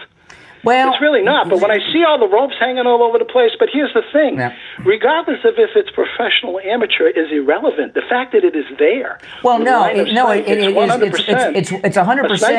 It's 100% irrelevant because they've used a patsy in Butler, a patsy at the golf course, the Charlie Kirk assassin, another patsy. But what I see as professional, okay, is the tree, elevated location, and the location to overcome the bus barrier that they have around the aircraft. When you say professional, Brian, when you say professional, are you talking about somebody with a fairly decent IQ and? Well, I don't think that weirdo with the transgender boyfriend would figure this out with the tree and going up there and getting the material, the line of sight over the buses. I think they use patsies, but it's the same people doing all the assassinations, I believe. Well, I look at it like this. If it was a professional, he wouldn't have left the damn thing. Because I look at all those ropes. It looks like somebody was having a hard time figuring out how to put a friggin' tree stand up. And it's not that damn difficult. So when I look at that, I see somewhat of an idiot, but still with the intent to take a shot at the president. I mean, smart enough to see line of sight. Yes. But it's just because, to me, Brian, a professional... Oh, no. I'm not talking about they wouldn't have left it behind. No, hold on. I'm not talking about the American sniper here. But what I'm talking about is the elevated position. Okay, I got you. I'm talking about... I'll give you an example, okay? With the Charlie Kirk assassination, I believe that was a deep state op to bring down MAGA, okay? Me too. The guy was an idiot, okay? But there were 2 decoys claiming to be the assassins in the crowd instantly. What are the odds of that? So that to me shows professional organization. Amateurs pulling it off, but some professional organization. Yeah. Well, okay, I got what you're saying. You see what I mean? Okay, I don't know. No, I'm not saying this was some ex-Green Beret mercenary. No. Well, if somebody's out there listening that's used, I mean, tree stands, Brian. I mean, they're really not that complicated, to put up, and they're not that complicated to take down. Well, you need a ladder. You need a ladder. You need a ladder, rope ladder. However, unless you get climbing boots. However, the person got it up there, it just doesn't. In other words, the person put it up. If they didn't want to get caught.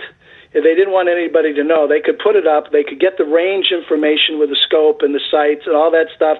Get all that information, then go practice at a shooting range. And what I'm also curious about is, okay, when the president hasn't been coming to Mar-a-Lago because it's been hot. Right now, he's going to start coming every weekend. So but he's come here for a couple of things, sometimes just for a day, like a fundraiser. So I'd like to know when the last Secret Service sweep was. Because it was put up there between those 2 things. Exactly. That type of data would be extremely relevant because, I mean, there's also a possibility that they found it and knew it was there, but Trump wasn't, flying in, and they just said, okay, they set up a trap maybe to see who came, and nobody came, and then they're like, okay, let's stir up the pot. But I still believe if the person had a phone on them, and if they had a phone on them, they've got the geolocate. The data is there. I hope you're right. Listen, I got to run. You added a lot to the conversation, though. I appreciate it. I wasn't aware they could determine so much with an area like that. You're on the air with so many phones. You're on the air. What's your name? Where are you calling from? Richard from Pompano. Hey, Richard. Okay, I'm looking at the screen on your YouTube thing. Yep. That patch of land with the trees, Mm. do you think the developers 20 years ago just left that there because they couldn't build any more concrete buildings? Or what is that known as a park for children? What is it? No, that's that area is kind of industrial. Yeah, that's And what I'm saying. my What's guess is that? there's probably a limitation on what you can build there because it's at the end of the runway. I don't know. I'm not a zoning Right. guy, Yeah. but I don't think it's an accident that area. It's very valuable real estate and it's empty. But You don't know yeah. if there are any crimes committed in that area over the last 10 years. The only or thing so? you would not there. No, I don't. I wouldn't even Right. expect a lot of homeless people there because there might be, but it's there's a jail down the street. You can walk to the Trump golf course from there. It's a 5-minute drive Mhm. from the golf course where the assassin was. You know, There's no one selling hot dogs. You know, no, those it's trucks that not. go by. No, it's Southern Boulevard is the road from the airport to Mar-a-Lago, and this is on the Right. south side. On the south side, just to describe where what I'm calling it a sniper's nest, to describe where it is in the tree. It's on the south side of on the north side of Southern Boulevard is the airport. Okay, the airport's on the north side of Southern Boulevard. The south side, there's a sidewalk, a canal, and then this area. So this is on the south side of Southern Boulevard and on the south side of the canal. So this is not an area where there's like hot dog carts and stuff. No. Do you think any children got in there and tried to build it? No. Built for fun, a tree house? No. This is an industrial area right there. No, there's no kids playing in the park or anything like that. And certainly no hunters. Can you tell if there's 2x4s or 6-inch planks? It's strapped in. I mean, it's this hunter's stand thing strapped into the trees. Oh, pre-made stand. All right, Mhm. I see. Mhm. Okay. All right, thank you. take care. All right, Kash Patel, I really think should have a major press conference over this. Just to let, especially after the No Kings over the weekend, with all this violent rhetoric that the left came out with the No Kings. All right, if you're on hold, stand by. You're listening to Florida's longest running radio show, The Steve Kane Show. My name is Brian, back after this. I've got something coming up on Mom Donnie you don't want to miss, guys. You don't want to miss.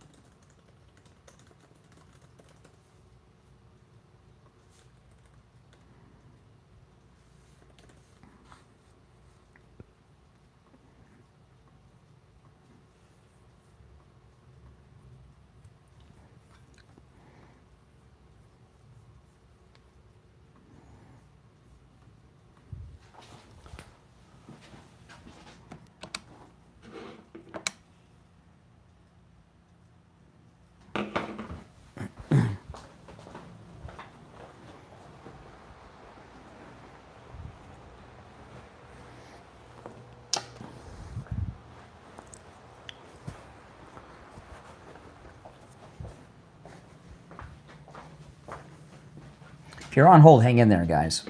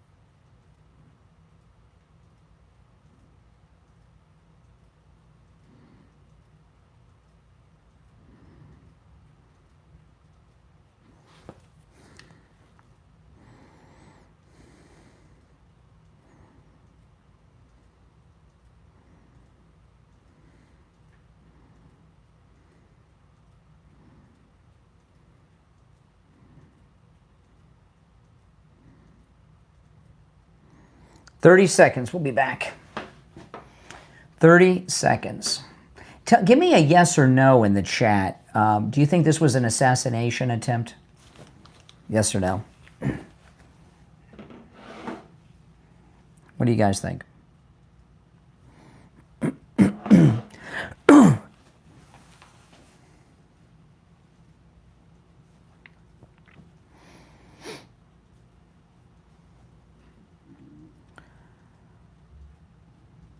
All right, welcome back. I'm Brian. It's the Steve Kane Show. You're on the air. What's your name? Where are you calling from? Hi, Joellen from Fort Lauderdale. Hey, Joe. Hold on, Joellen. Let me answer these other lines. They're ringing off the hook. Yeah, go ahead, Joellen. I'm assuming they check for DNA, right? I don't know. They haven't told us. Yeah, I mean, I would assume that they would do that, but who knows? I know that they think it was an assassin for a couple reasons. One, they had the president take the Biden short steps up, so he was low to the ground when he went home yesterday. Yeah. They found this on Friday before he got here, and they shut down Southern Boulevard all weekend long doing sweeps, the FBI. So they think it was an assassination attempt. You can tell by the way they're acting. This wasn't kids playing in a park or homeless people. Right. Right. Well, I was listening to Nate Friedman. He goes into these No Kings crowds and interviews these people. Yeah. These people are totally nuts. Yeah. Totally crazy. I mean, just the way of their thinking. I mean, it's like, we definitely need to have our country, our side, and their side needs to stay on wherever side they need to stay on, because these people are just not going to be convinced of anything. No, there's no. It's what J.D. Vance said. There's no unity with these people. The few Democrats that are left are lost and hopeless. It is hard to believe that there's people out there like that. But anyways, I was just checking about the DNA. But I'm sure they did. I mean, but Kash Patel. The reason Kash Patel should have a press conference on this, he really needs to let people know what the president's going through. I mean, especially after all the violent rhetoric at the No Kings on Saturday. That's true, but do they really want to let them know what they have or whatever, or do they want to keep it sort of secret? And well, it's out. You don't want to. It's out. Yeah, the story's out. There's no secret. However, it got out. It might have been leaked out, but it's out. So no, and the local news has been covering it a lot because this one of the busiest roads, maybe the busiest road in Palm Beach County, was shut down all weekend. I mean, that's Yeah. All right, Joellen, I appreciate the call. All right. All right, take care. Take care. You're on the air. What's your name? Where are you calling from? Good morning, Brian. It's Kurt from Maine. Hey, Maine. What's on your mind? Listen, just 2 quick points.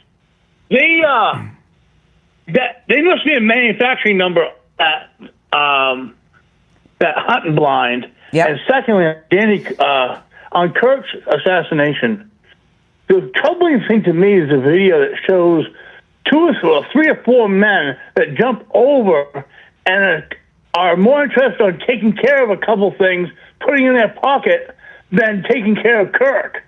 I mean, and the guy with the brown shirt is out in the audience, and he's almost on a countdown. I mean, that last video I saw is unbelievable. But thank you, Brian. All right, appreciate the call. Yeah. Now, there is a story on Mamdani, which the president has responded to. I know there's a lot of big news stories out there. This assassination attempt's a big one. But this Mamdani story should be this story that I'm going to share with you now is the kind of story where they break in regularly scheduled programming. Okay? Look at this. This is nuts. Breitbart reporting, Mamdani posing with imam tied to the 1993 World Trade Center bombing. This is nuts. This is nuts. A post by Zohan Mamdani, the frontrunner to become, this is Breitbart, to become New York City's next mayor, ignited a firestorm after he proudly shared photos of himself smiling beside Imam Wahajaj, I can't pronounce his name, an unindicted co-conspirator in the 1993 World Trade Center bombing. Did you hear that? He's an unindicted co-conspirator in the first attack on the World Trade Center. And Mamdani is posing for a picture with him in an office like these guys have just conquered New York. What the heck? And why is an unindicted conspirator still free in New York? Mamdani ignited a firestorm after he proudly shared photos of himself smiling beside this imam, an unindicted co-conspirator in the 1993 World Trade Center bombing, with lawmakers and public figures warning that jihad is coming to New York City unless voters wake up. I mean, what the heck? He put it on his own X.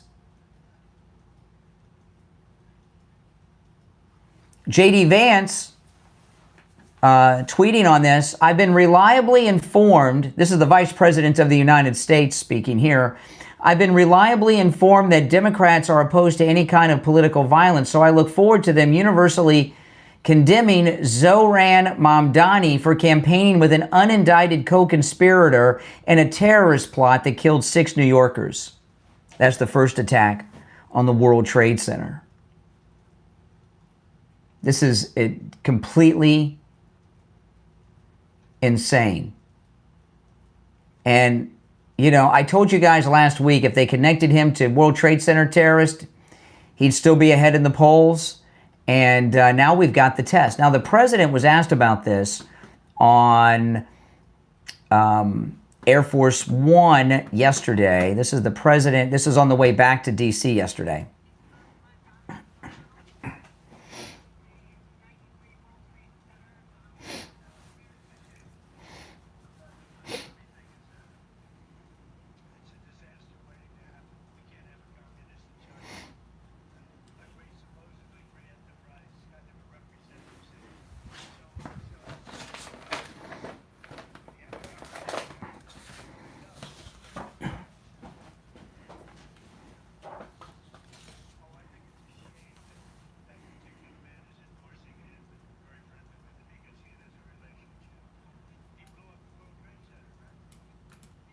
Wow, that's the president. He blew up the World Trade Center, right? You can see the relationship.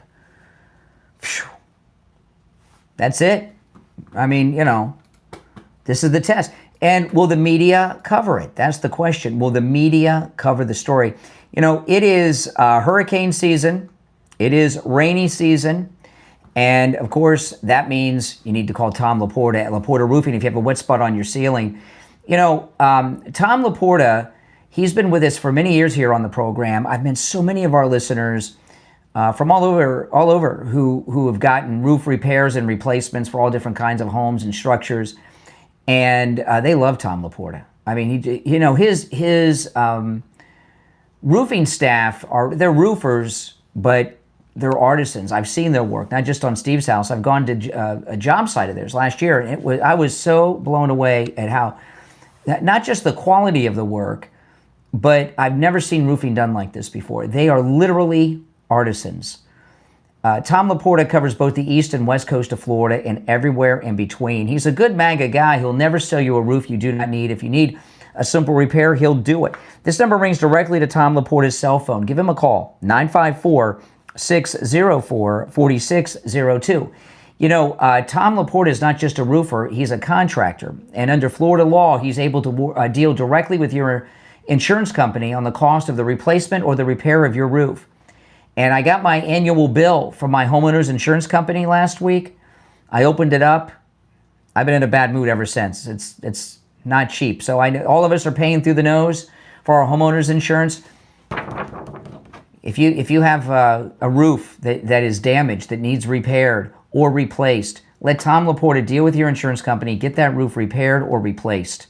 All right? You pay a lot of money for your homeowner's insurance. Use it. Use it. I wish I had reason to use it.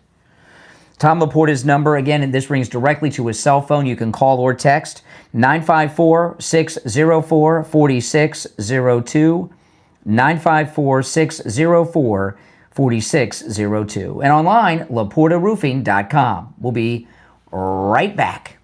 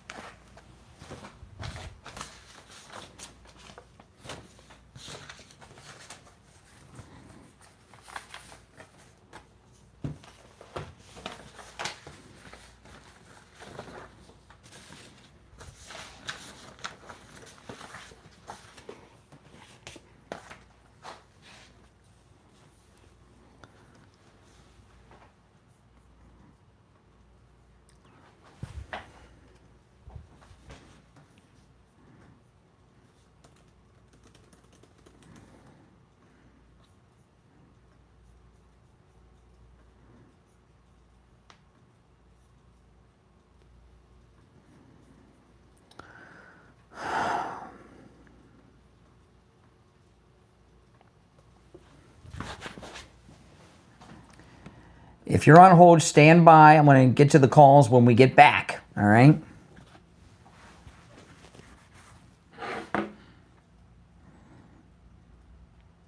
We'll be back in a couple minutes.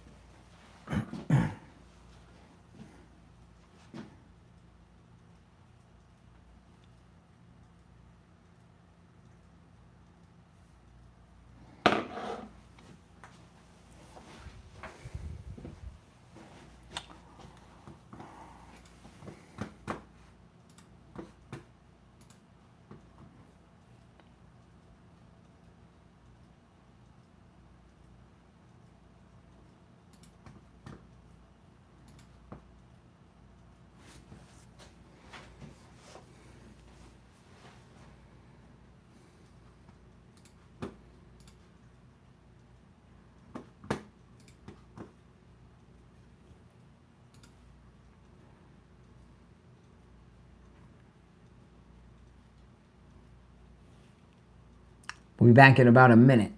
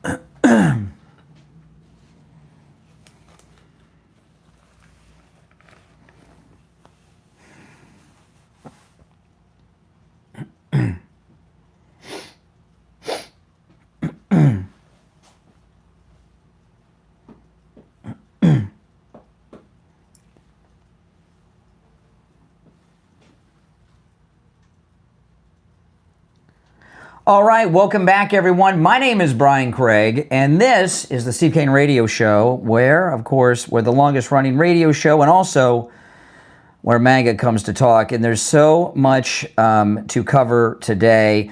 You know, I'm a little off today because of this new assassination attempt. It just, you know, I thought they would have backed off. You know, he's in his second term, and I figured, well, they tell themselves, you know, he's in his second term and he can't run again or something, but it doesn't seem to be. So the No Kings rally over the weekend. I saw this on X. There was a community notes correction. MSNBC was showing an aerial view of a crowd. You couldn't see any ground. It was just people. And they said it was the No Kings rally in Boston. And then some fact checkers on X said that this was a photograph from a protest in Boston 8 years ago in 2017. I haven't got any confirmation on that, but I haven't heard them come back and say that it wasn't. So, and you know the one I'm talking about, the Boston protest, this was like the largest one where they had the aerial view of the sea of people. And since they haven't come back to correct it yet, to me, it seems like it was probably not true. In fact, I even myself, before I saw that, they had this aerial photo and they're 30 minutes apart and everything and everyone is in the exact same spot 30 minutes apart at the Boston No Kings image that they're saying is really from 2017. I don't know for sure, but I'm leaning that it is from 2017, but we don't know for sure. Don't have any confirmations on that yet, but it wouldn't surprise me at all. You know, I did watch a lot of what happened over the weekend at these No Kings events. I wanted to explain, most of the people at these events were senior citizens. And this is important for a couple of reasons, because a lot of people say, oh, they're old people. And a lot of people are hearing MAGA people say, oh, they're old people. What ageism? Mm-mm. We're not pointing it out. You know, we have people that are older too in our movement.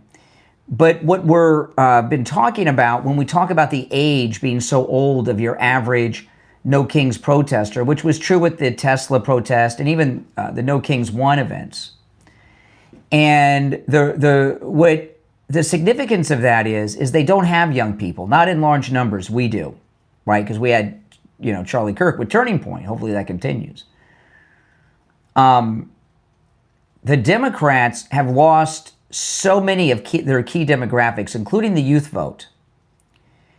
And the significance that so many of the No Kings protesters are senior citizens, it's not about ageism. They're not reproducing Democrats.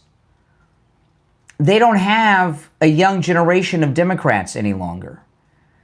Your average Democrat is some old hippie from the 60s, right? And that's a pretty significant thing. Now, President Trump was talking about getting the World Cup moved from Boston because the racist mayor of Boston, Michelle Wu, is part of the insurrection against the federal government. She's joining Chicago, the state of Illinois, Portland, and Newscomb and Karen Bass in the new Confederate States of America that the Democrats are organizing here. And so they've been, but ICE has been active as other federal agencies in Boston in spite of Mayor Wu. Listen to this. There have been 1,406 illegals in Boston arrested since they began this operation, including murderers, rapists, and gang members. And, you know, I know this is a pretty amazing thing, isn't it? Mm-hmm. Yeah. So you have Mayor Wu out there saying, we don't want you here. They've just taken 1,406 of the worst types of criminals you can be. Rapists, gang members, and murderers. Murder and rape are the worst crimes someone can commit.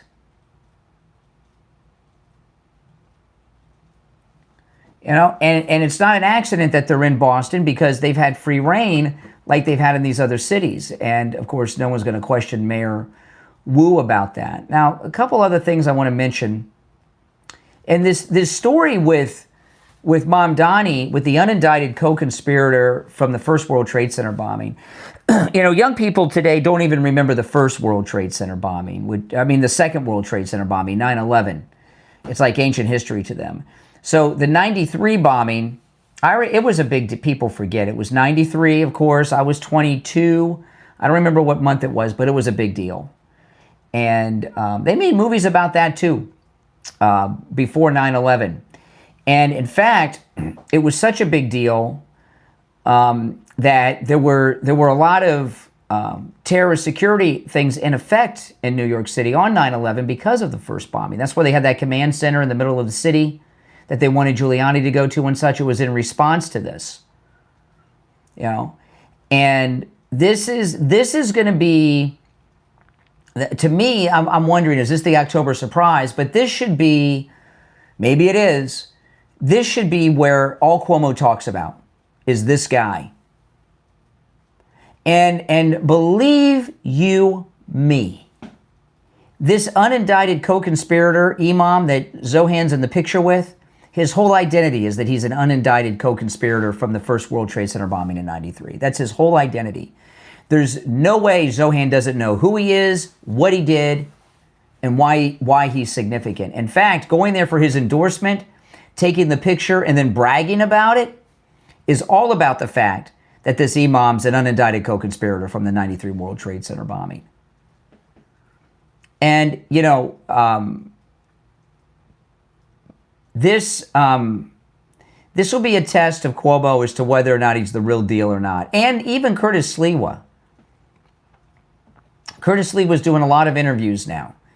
And Curtis Sliwa, if I were Curtis Sliwa or I was on the Cuomo team, all I would be talking about is this Imam and carrying this picture with me everywhere to show the media, demanding they report this story. Because now we have him bragging, not just hanging out and taking pictures, but bragging about hanging out with a terrorist. Make no mistake about it. This Imam, an unindicted co-conspirator for the World Trade Center bombing, fits the textbook definition of a terrorist, an Islamic jihadi terrorist. So when you've got a Muslim man running for mayor of New York, the first Muslim to do this, and he posted up on his X over the weekend bragging that and this is scary, not just because of the association. It's scary that Zohan has no fear about this association, right? He's so confident. He's so arrogant. You know, if he was a normal thinking candidate, he would keep this association secret and let him go around in his mosque and among his Muslim friends, this Imam, and say, vote for Mamdani, and then hang around with him after he wins the election. But to not only associate with this guy before the election, take photographs and post them up on your X and brag about it, shows how dangerous Mamdani really is, that he's completely fearless. And what a giving the middle finger to New York City doing this. You know, there aren't that many World Trade Center terrorists alive. Most of them died in the attack, right? And and any that are alive, there aren't that many free. And he found a way of I mean, why would he do such a thing? Arrogance, stupidity, doesn't see anything wrong with it, respects the guy, wants people to know about the association. There's no good reason. You're on the air. What's your name? Where are you calling from? You're on the air. All right. Once, twice, you're out. Well, we're coming up on the break anyway. Before we break, I want to ask you this. Do you suffer from neuropathy? If you answered yes, call Lighthouse Medical in Pompano. I mean, I can't highlight this enough. Steve had neuropathy in the worst way. Couldn't get out of bed. After his first treatment, he saw relief. Now, over 3 years later, not only are his neuropathy symptoms gone, over 3 years later, they've stayed gone. They haven't come back. Over 3 years since he had the treatment, and his neuropathy symptoms have not come back. Lighthouse Medical has a treatment for neuropathy. They have a treatment that works, and they have a treatment that lasts. We're over 3 years since Steve's treatment, and his neuropathy has not returned. Give them a call. Make sure you mention you heard about them on the Steve Kane Show, and you can take advantage of their no-charge consultation. Also, they can help you no matter where you're located in the United States or Canada, for that matter. If you can't make it into their office, call them. They can still help you. 754-222-6642. 754-222-6642. That's 754-222-6642. And online, lighthousemedical.com. We'll be right back.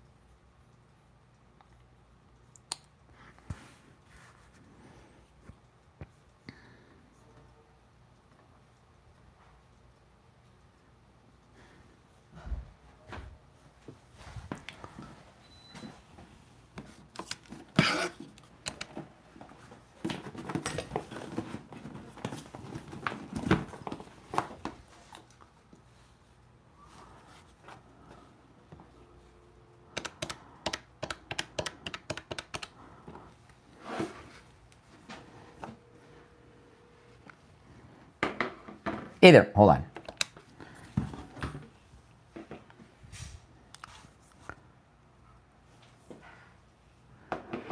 Okay, 1 minute. We'll be back, guys. 1 minute.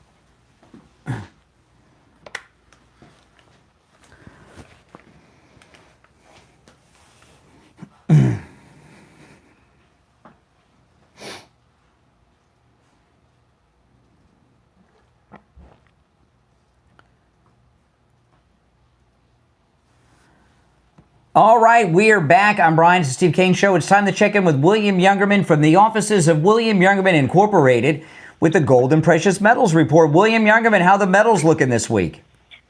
Metals looking strong on the opening here after a big sell-off on Friday, giving us that buying opportunity we've been waiting for, some kind of a pullback. And we got it on Friday with gold dropping $74.50, but at one point down significantly more than that, trading in a range of $4,186 on the low to a high of $4,380 on the high. A $200 spread on gold happened on Friday.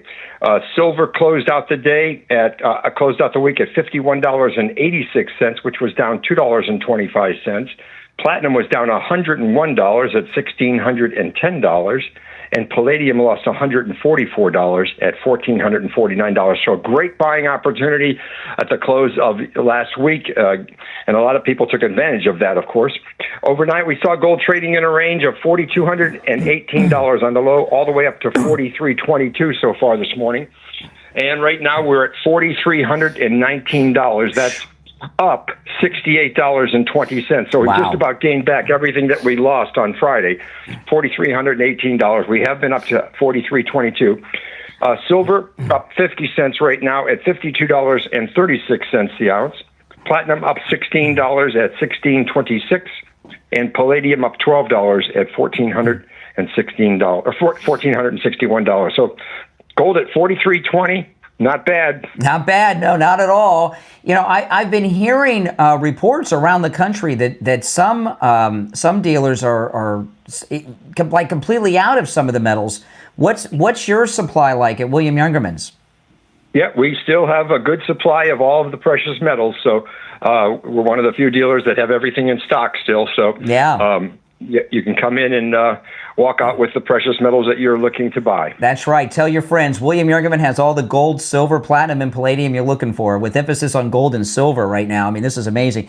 Give William Youngerman a call. He opens up at 10 a.m. 1-800-327-5010. 1-800-327-5010. His address is 150 East Palmetto Park Road in Boca, on the first floor of the Bank of America building, immediately east of US 1 Federal Highway on the south side of Palmetto. You can find both his address and phone number online at WilliamYoungerman.com. WilliamYoungerman.com. All right, William Youngerman, we'll talk tomorrow. Okay, have a great day. All right, take care. All right, so we got Mamdani bragging in a photograph with a World Trade Center terrorist. We have an assassination attempt stopped by the Secret Service over the weekend right here in Palm Beach. It's a lot going on. You're on the air. What's your name? Where are you calling from? Hello? Yeah, you're on the air. What's your name? Where are you calling from? Hello. Hey, Brother Brian, good morning. Two good points. One guy called in about a serial number, some type of marking on the actual place where they would lie. It would have to be something sturdy to sit there for a while. So if you can go back to the like Dick's Sporting or whatever sporting stores in the area, maybe the guy used a credit card to buy it because they wanted something to be makeshift quickly, not to build it from scratch. So there could be like serial numbers in there that could try to backtrack that with a credit card or video going back from Friday, maybe two weeks to a month, and they can zero in on that. That is one way to kind of. Now the other thing is JJ from Mass brought up a good point, because if you go back to 2020 when that guy was driving around and stuffing ballot boxes in different locations, how do they know? They track the phone. So once we continue to phone it in that wooded area, nothing should be in there but dead vegetation, fallen trees and branches.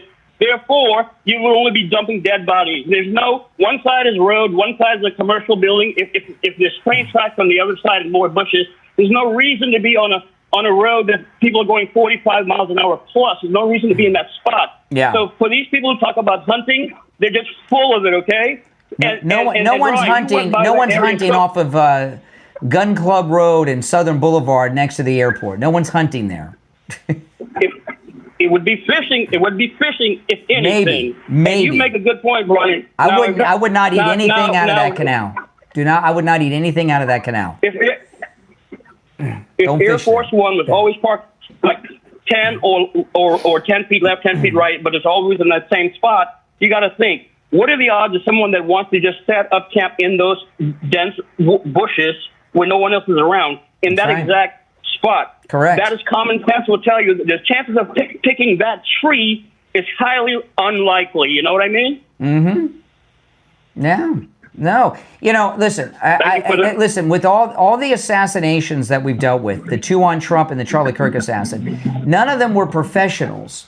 Okay? They were amateur assassins. However, I find it, the thing about the Charlie Kirk assassination, there were two guys in the crowd who immediately claimed responsibility for the assassination, which drew the police and allowed the guy to escape. Okay, so that to me shows some conspiracy.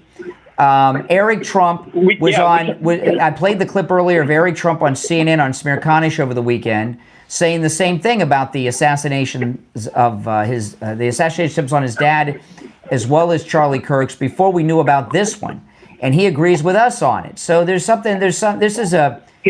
the same people from Butler that are involved in this one. Here's the parallel. The same guy that when everybody ducked when the bullet hit Charlie, he was the one saying, "I did it." Remember, he was at January 6th and at 9/11. Yeah, and the old man. That's correct. And you brought up the connection with Mamdani and the guy that did the first bombing at World Trade Center. That was in the parking lot and underneath. So they didn't have the parking garage. The parking garage. Right, garage. Correct. So you made a good comparison. My point is, see the connection, but it's all that period of time has gone by. The same thing with this guy at the Charlie Kirk event and September 11 and January 6th. You see that a lot of time has left, but these are the same players. But you're right. I appreciate the call. To the young voters that are supporting Mamdani in New York, the Zohan voters, 9/11 to them is like Pearl Harbor long ago. I mean, they don't even, it's so long ago, it's not even on the radar. The first World Trade Center bombing, I was 22 in 93, and it was before my birthday, so I was 21. I remember it barely myself, and I was 21. But hey, listen, I was having those are some party years of mine, so there's probably a lot I've forgotten about those years. But it's so long ago. But that's where the media need to do their job. And this is, there were all these, when we hear about associations with people, okay. All these liberals that always make these associations with Trump and Epstein because he took a photograph with him, or look at what they did. They had Trump in a criminal trial because he took a photograph with Stormy Daniels. Celebrities take pictures with people a lot, okay? Here you have Mamdani, who knows damn well who this guy is and what he did. And I promise you, in the Muslim community, this guy's whole fame is centered around being an unindicted co-conspirator of the first World Trade Center bombing.